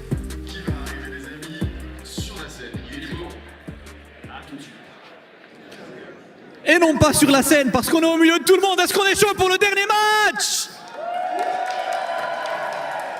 Ah, on est tous là, il y a beaucoup de bruit, tout le monde est très chaud. Il nous reste un match pour aujourd'hui. La première équipe à accueillir, c'est la seule équipe qui est invaincue de la saison régulière sur toutes les finales. Ils ont gagné toutes les finales mensuelles qu'ils ont fait. Ils ont le seul vétéran qui a fait les 4 finales mondiales sur Brawl Stars. Un box de bruit pour Stalwart Esports!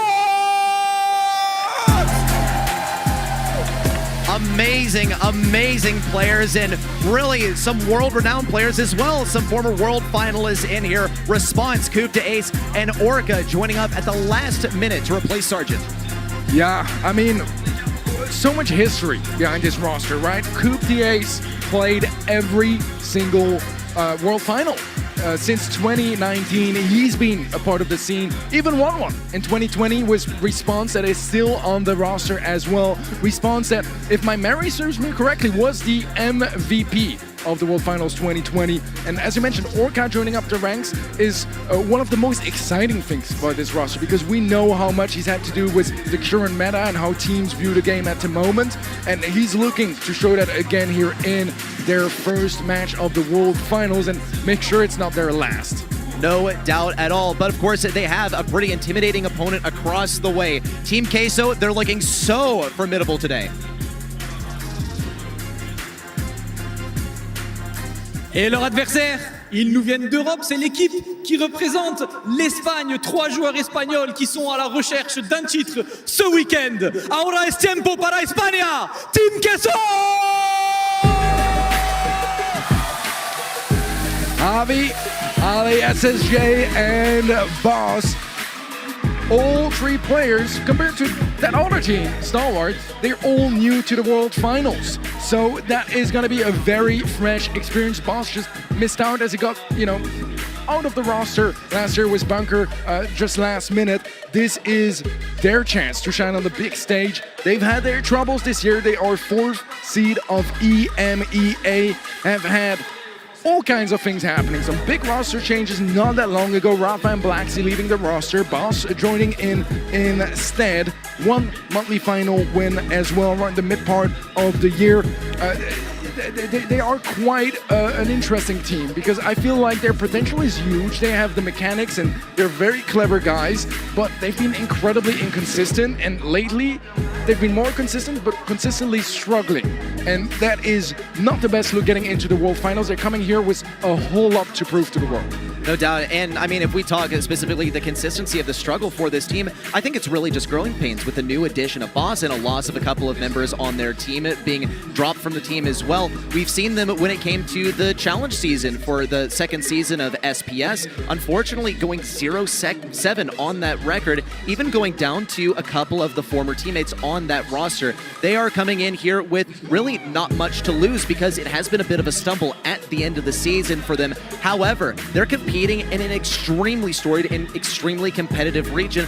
Unlike Stalwart Esports, they're consistently dominant. Stalwart Esports, that is. Team Queso consistently in that top 8 in the region, but not able really to stand up to the other titans of their region.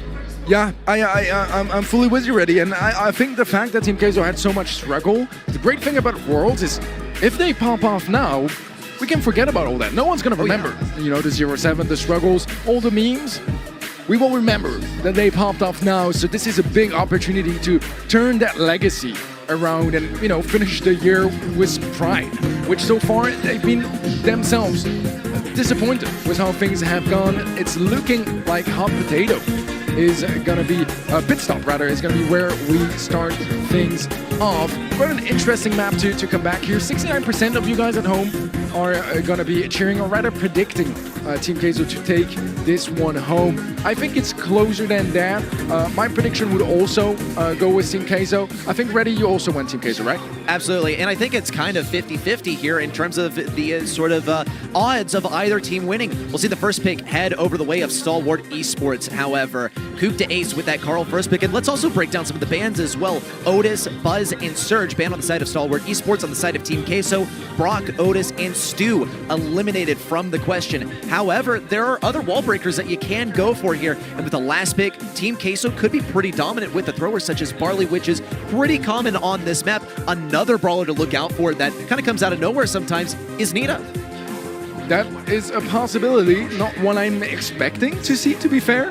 We are going to see a Bunny and a Rico for Team Queso, which I think are pretty good picks. I'm not necessarily the most fond of Bunny on this map. I think the more, you know, closed-out nature makes it a bit more difficult to pop off. But if you can get a jump in on the safe and there's no one really defending it, that's a whole ton of damage that you can deal in a short amount of time and really disrupt the defense from Stalwart as well. So I like that a lot. What I love is Rico. I think it is such a good brawler still, whether it's Bouncy Castle, giving you that insane survivability, or just, you know, its core mechanics, those bounces, incredibly deadly. And okay. I take it back. I take it back. We are going to see Anita in the Daryl as well was the previous pick, and that is one interesting comp from Soul. Definitely one of my favorite brawlers to see and also play here on Pit Stop. It seems like the landscape can lend itself to her sometimes, but she's really going to be good into tanks. You know what I'm not seeing on the side of Team Queso? Yeah, I'm not really seeing any tanks. If anything, Nita could get some damage off of Ala SSJ, but at the end of the day, I think this is just going to be one of those wacky kind of out-of-nowhere picks from Stalwart Esports that we came in expecting. A Gale final pick, it's going to serve to be fairly good versus Carl and Daryl, and might even hardwall them if they're not careful. Yeah, listen, Reddy, I've been studying Brawl Stars comps for the last 2 years, and I don't see how Stalwart Esports make this work, but I'm here to learn too, and I want them to prove me wrong. Let's see how this one goes for our final match of day one. Javi on the left side already faced up versus Orca, who is going to be pretty much hard countered by this brawler. LSSJ already getting some easy damage around the right side response, going in with the gadget as well. Boss, he's ready with his super. Scoop to Ace and leaves him behind. Here it comes. Boss getting some great damage in, and not a scratch on Team Queso's safe yet, and only 30 seconds in the game. Look how long Boss stays alive. LSSJ with some massive damage. Super connects onto the safe as well, and so far it's a stomp and a half here in favor of Team Queso, taking that save all the way down to 24% now, and they still got that aggressive positioning going for them. As that save, I don't think it's gonna survive. Ready, yeah, Stalwart Esports they close it out just like that. Rather Team Queso, I mean, I told you I don't see what they try to achieve with that comp. I think the Gil pick as well is kind of the nail in the coffin here because it's facing both a Carl and a Daryl, and it counters the hell out of them. In my defense, okay, in my defense, this is not where I expected Nita to be played, right? She's going to be good into tanks. And once again, I don't see any tanks on the opposing team at all. Coup to Ace is going to be tasked with playing this brawler as well. He might be able to get some stuff on versus bots. SSJ also is going to be getting great damage with the use of his star power to get some additional damage. And Coup to Ace also looking for something, also hiding behind that safe as he attempts to charge up a super. Good kill there. And now SSJ and Boss are left alone. But meanwhile, on the enemy safe, it's almost a takedown. 3% remain. Yeah, they went for a base race, and Javi does manage to deal with Orca, so that is maybe gonna save it, but never mind. Ollie SSJ, the super pierces through, gets straight to the safe, and that is gonna be an incredibly quick first set for Team Queso. Try this one on for size. Yeah, try and block the piercing shot that I get with my super. How does that sound? Brilliant answer there from Team Queso. And you know what? Yeah, I didn't see much from the Nita this time. I'm not gonna lie, but get used to it because this is what Stalwart like to do. They like to come out of absolute nowhere with some of the wacky picks. We will have seen about a minute of playtime of Nita at the World Finals. So there you go, Nita fans. Don't think they'll be satisfied. That second game was closer. I think it was maybe a bit more of a problem on Team Queso's side to go for that base race because, I mean, let's be honest, Daryl deals an awful lot of damage on safe, and so does Carl, to be fair, especially if he can get the right positioning. It can be quite a problem. In the end, it's still in control for Team Queso. Kills-wise, night and day difference. Mostly going to be due to that first game where they had an insane amount of kills. The second, not really, because it was a base race.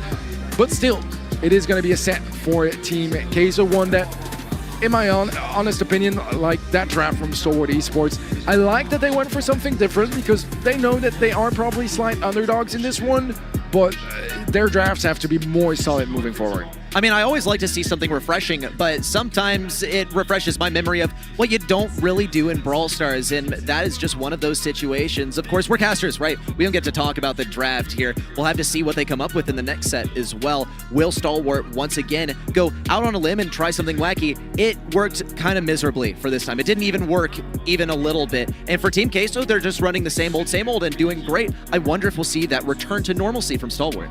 Yeah, I'm not sure. I don't know if it's just different metas between regions and Stalwart Esports just doesn't quite seem to fit in this particular first set.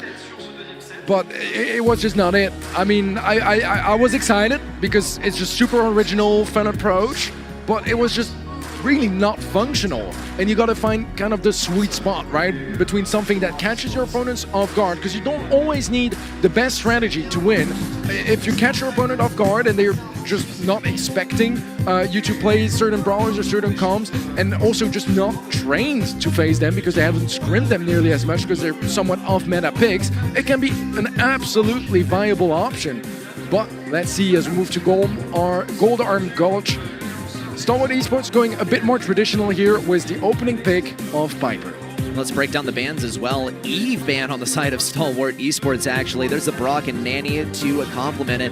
And Team Queso getting rid of Bonnie, Janet, and Gus. More consistent, more normal stuff on the side of Team Queso. I wonder where Eve really falls into the equation on the side of Stalwart Esports, but now that she has that reload gear, she's definitely a lot more popular. But Ala SSJ, once those walls broken open, he is going to struggle, so it's going to be an objective for Team Queso to end things quickly, and they're going to do so with Max. Yeah, no better brawler to define the pacing of the game as Max that can just speed things up, not only herself but her teammates with her.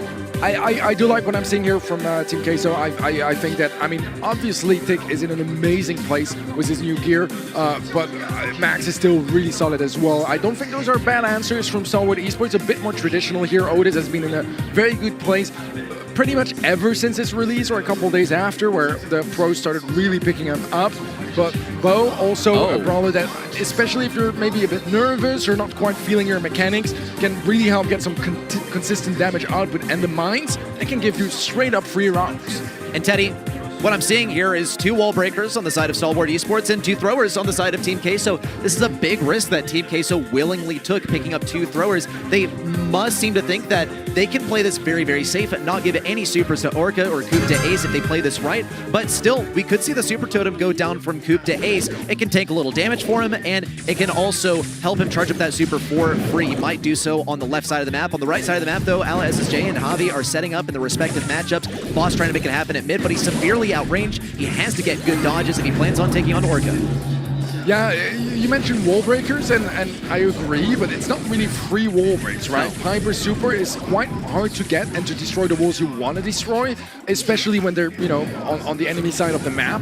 And Bo's mines, they are great, but he can't really decide when he's going to blow them up, and that means that Team Queso, they can kind of try to walk around them or, you know, just play more in other areas of the map. Let's see, so far it's very much just a max range game. A nice stack from Javi onto response, but nothing too substantial just yet. Orca gets his super and he's gonna open up a couple of walls, doesn't want to get pinched in their side of the map. That's gonna help with that, give them a bit more space as well to dodge those rom shots. Final push coming in now though, as Boss is low HP. It's only Ali SSG left alive, but a tick head that will be taken care of quite easily. That should not be winnable. Response is low.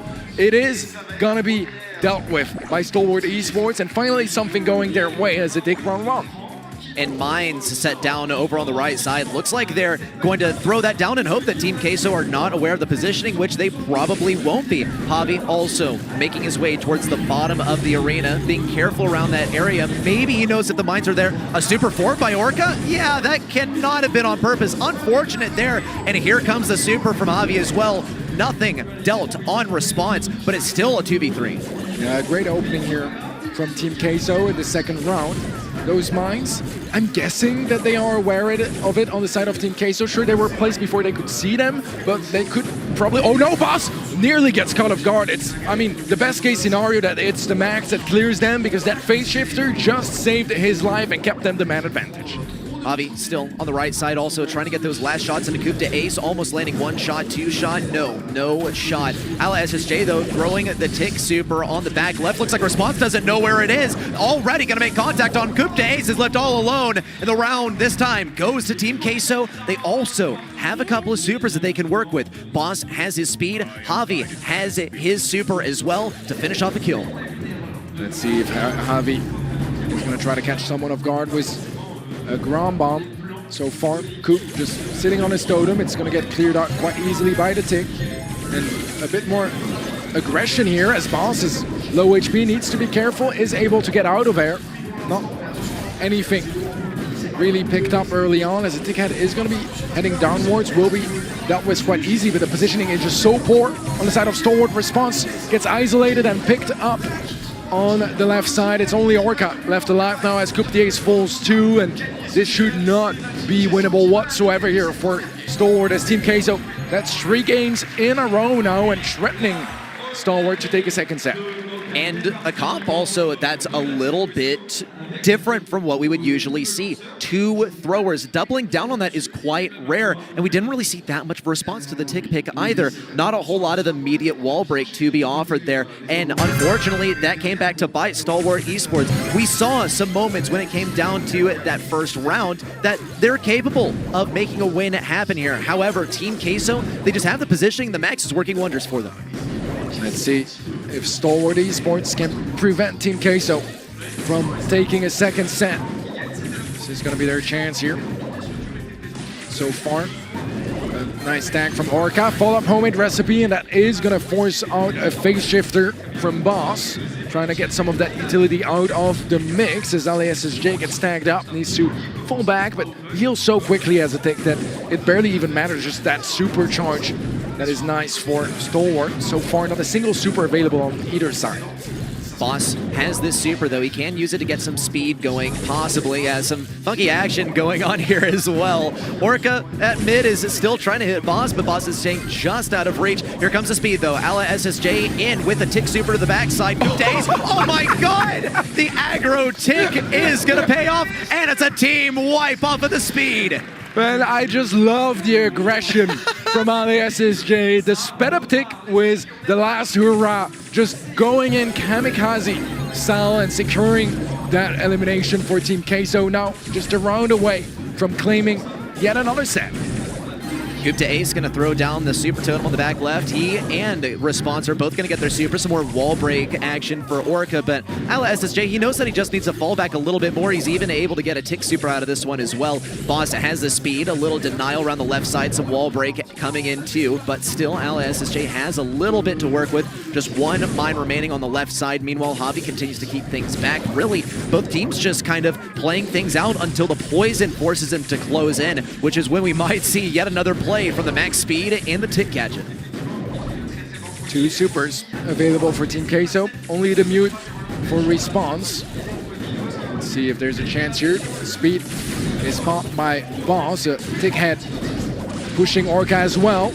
Nearly gets the connection actually. Boss very low HP. He is actually going to tank for his teammate. Javi is low as well, and everyone is on Stalwart side, but it's only LASSJ left alive, and he's going to give it to them. Keep that tick head for the third and final round.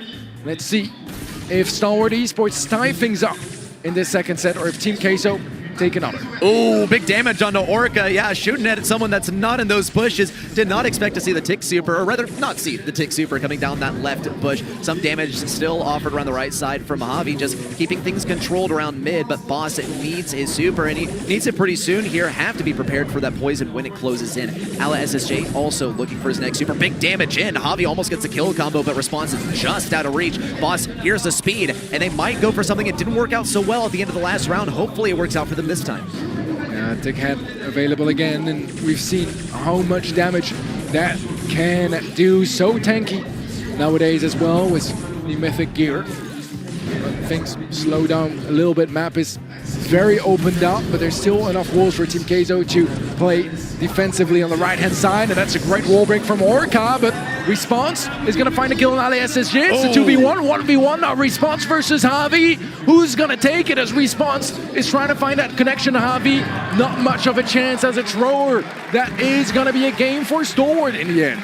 Great dodges there towards the end, but it simply is not enough. And that's the hazard of running 2 throwers. Your shots can be dodged out pretty effectively when it comes to those close range interactions, and especially once all the walls have been broken down as well. Stalwart Esports, it looks like they found the trick to making this work. They play the long game, they drag it out as much as they can, because the benefit of Team Queso is they play very well in the early game with these brawlers, and they can get things going really, really fast with the max speed once they have it available. Yeah, the question now is, Team Queso gonna let them break those walls again? Because it's not that easy for Stalwart to get in that position. If Team Queso are careful, especially with the throwers, they can try to keep them away.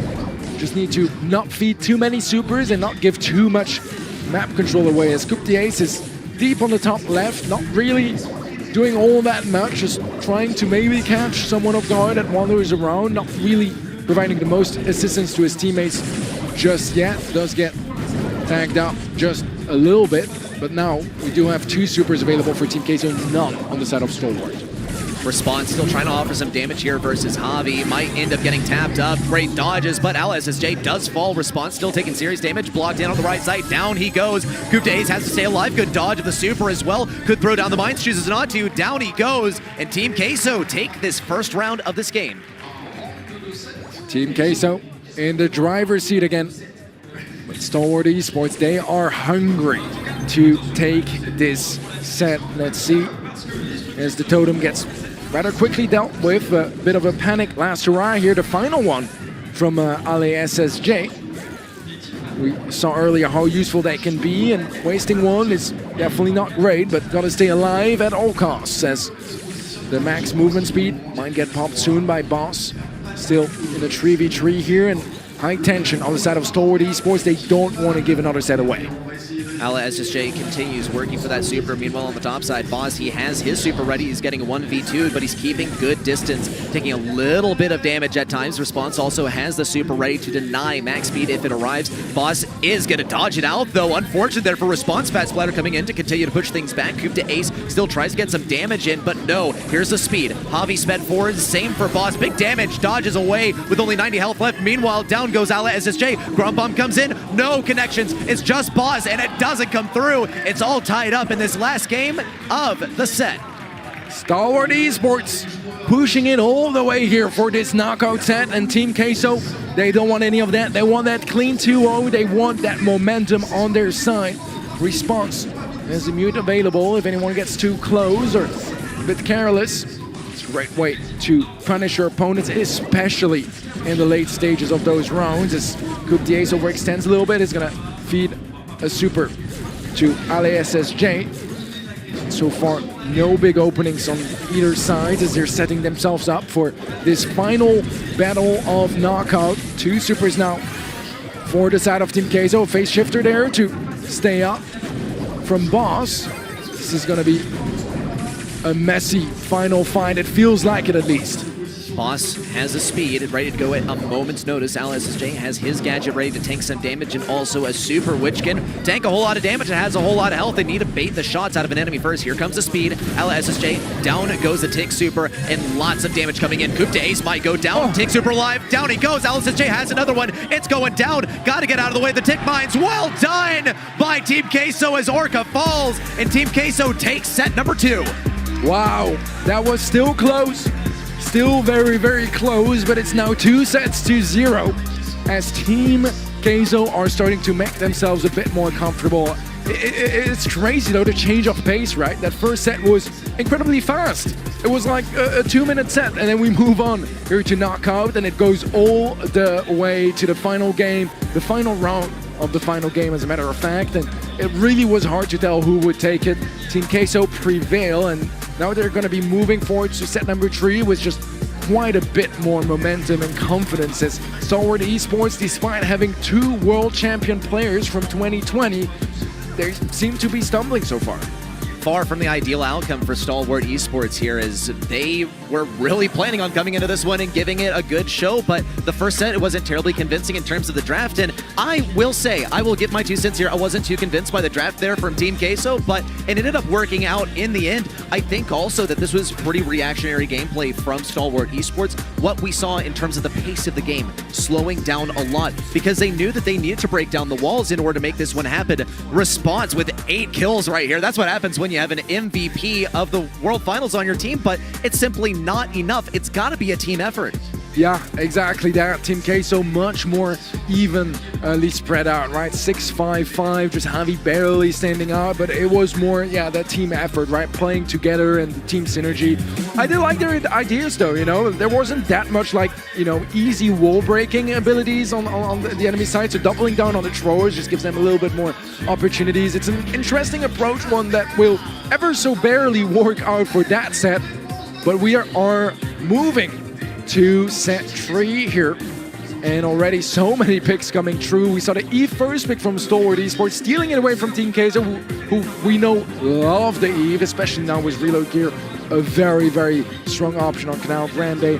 We'll see Penny and Squeak picked up by Team Queso. Looking at the bans really quickly as well.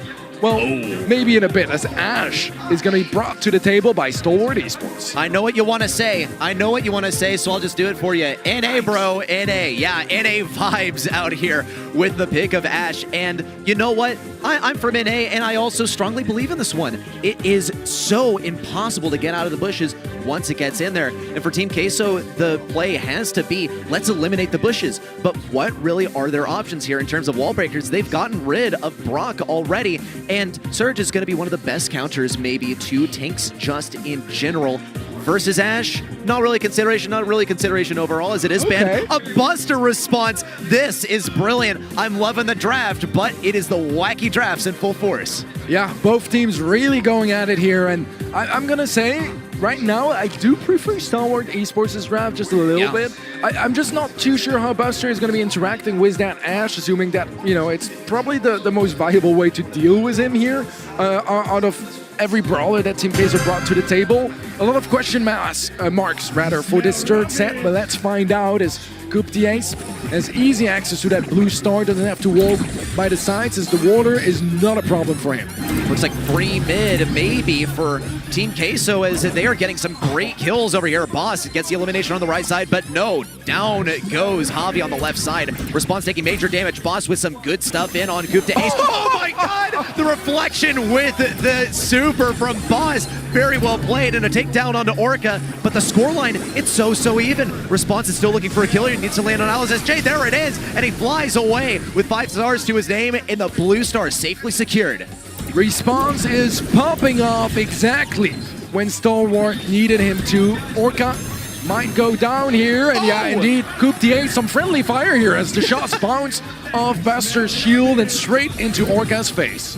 Well, it looks like Orca's shaking it off too with the pin thrown up in the air, but it's not a great look there. Stalwart Esports, they still are in the lead, but back to all the way up, they're going to be struggling quite a bit. That said, Team Queso, they're at the deficit. They have to play aggro, and Stalwart Esports, their comp is going to lend itself towards strong defensive play. If Javi starts to push the turret up, though, they're going to be in big trouble.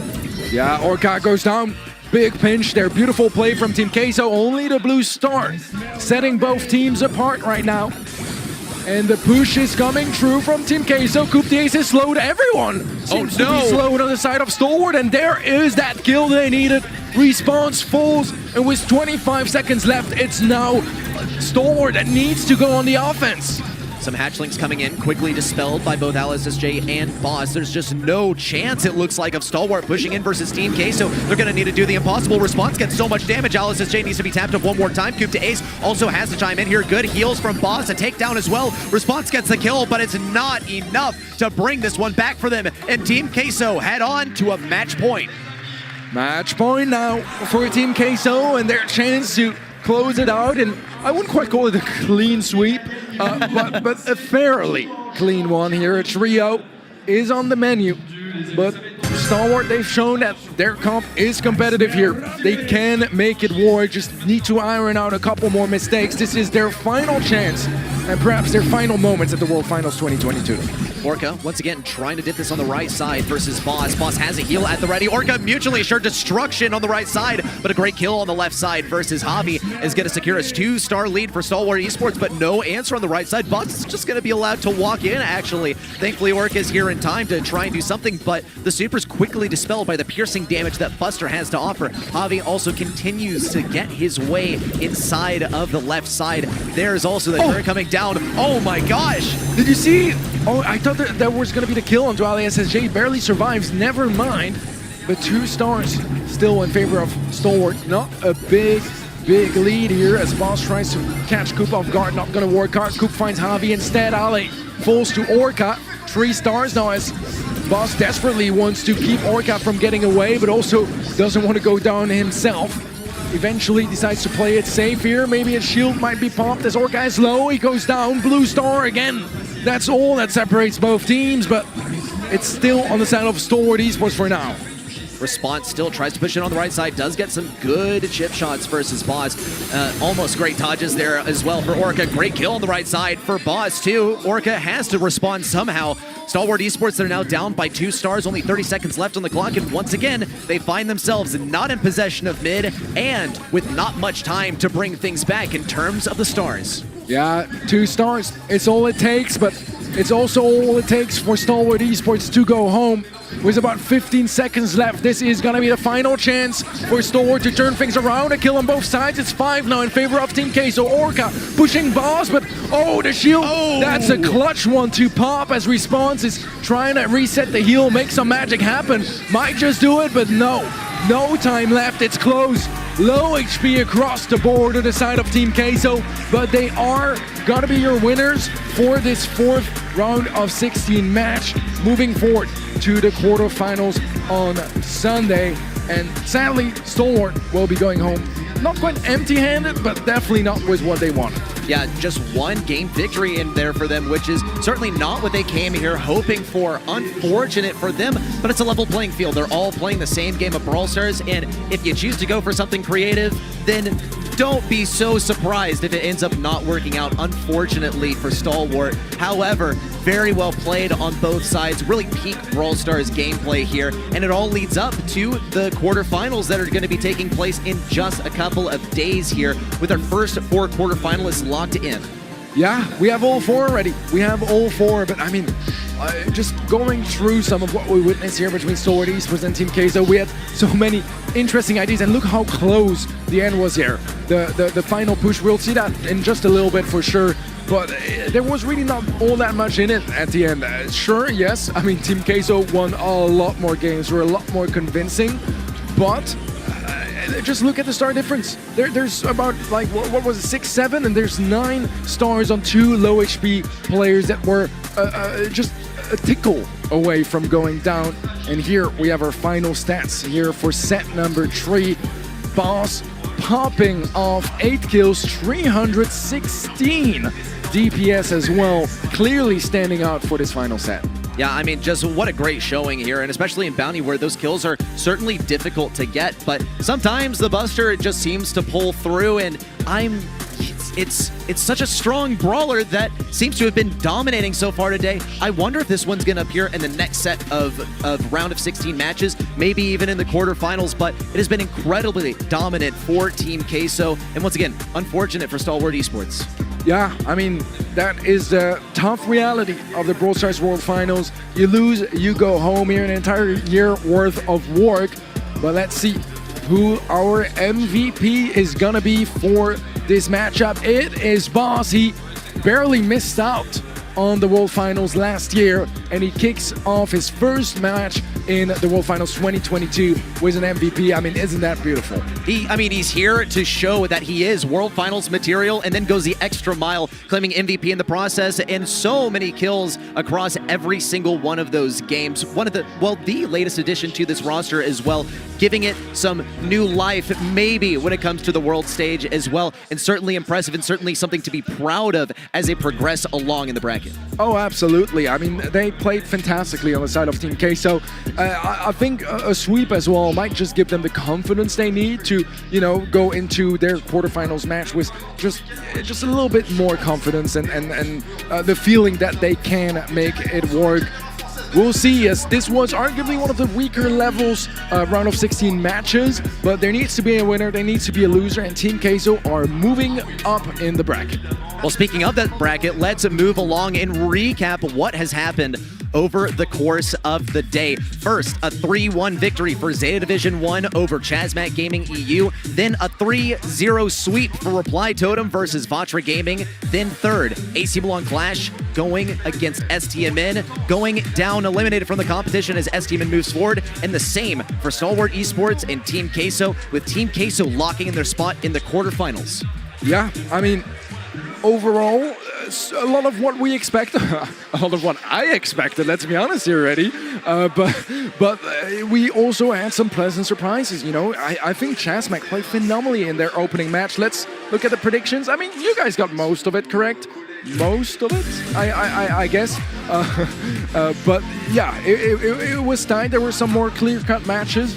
To be fair, none of them really going to set 5 today, which has been a little bit of a disappointment, but it does mean that that is going to be on the menu for either tomorrow or Sunday. Surely we'll get some incredibly tough and close matches. I can't wait for it. Well, looking forward, let's see what matches are coming up tomorrow. It is the bottom bracket. Our next 4 matches to determine who our quarterfinalists are going to be. Tribe Gaming EU faces off versus Zest. Then ZETA Division 0 versus Chasmac Gaming BR. Then Tribe Gaming NA versus Navi. And finally, Raconic Esports TOC versus SK Gaming. Certainly an entertaining bracket that you won't want to miss. Yeah, there are some insane matches in there. I mean, particularly, I'm looking at Tribe Gaming NA versus Navi. That is just such a stacked round of 16 match, one of the most stacked ones. So looking forward to that one in particular, because I think that is a very promising match. And talking to both teams, they both felt incredibly confident, incredibly good getting into it. So I'm excited, man. Super excited. I'm excited too. Guys, don't miss a single moment of the action. Tomorrow at 5 p.m. CET is going to be day number 2 for that bottom half of the bracket that we just checked out. You won't want to miss a single minute of it, especially Tribe Gaming and A versus Navi. As you mentioned, I think that is a criminally close matchup.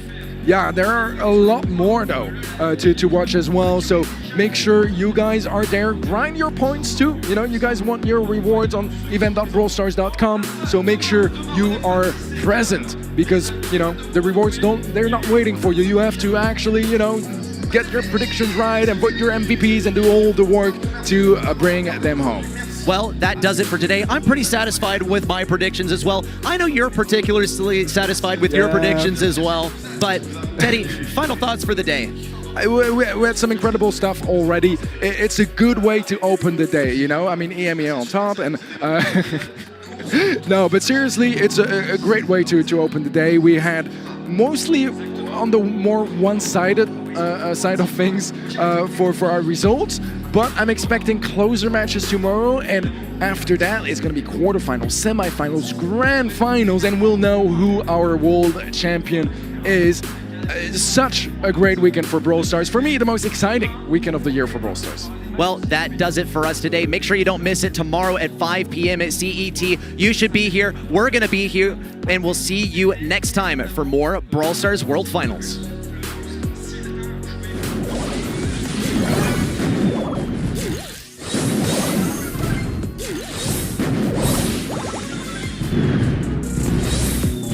For us all, but it's not going to be enough. And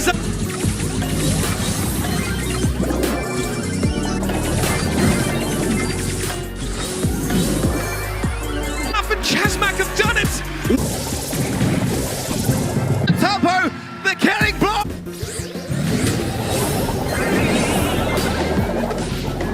Tail's been used there by Joker and he's too direct.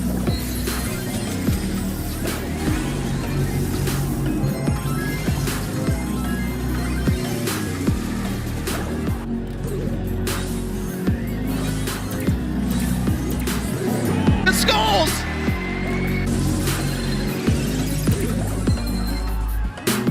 It could have gone a number of different... They say that caster shouldn't talk about the draft.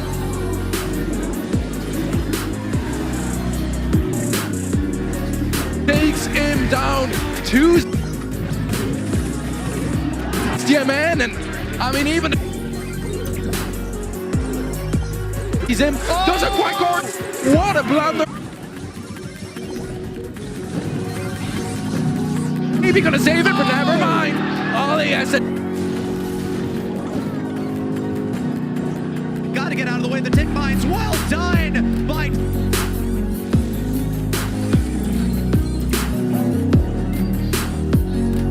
Well for Orca. Great kill on the right side for Boss too.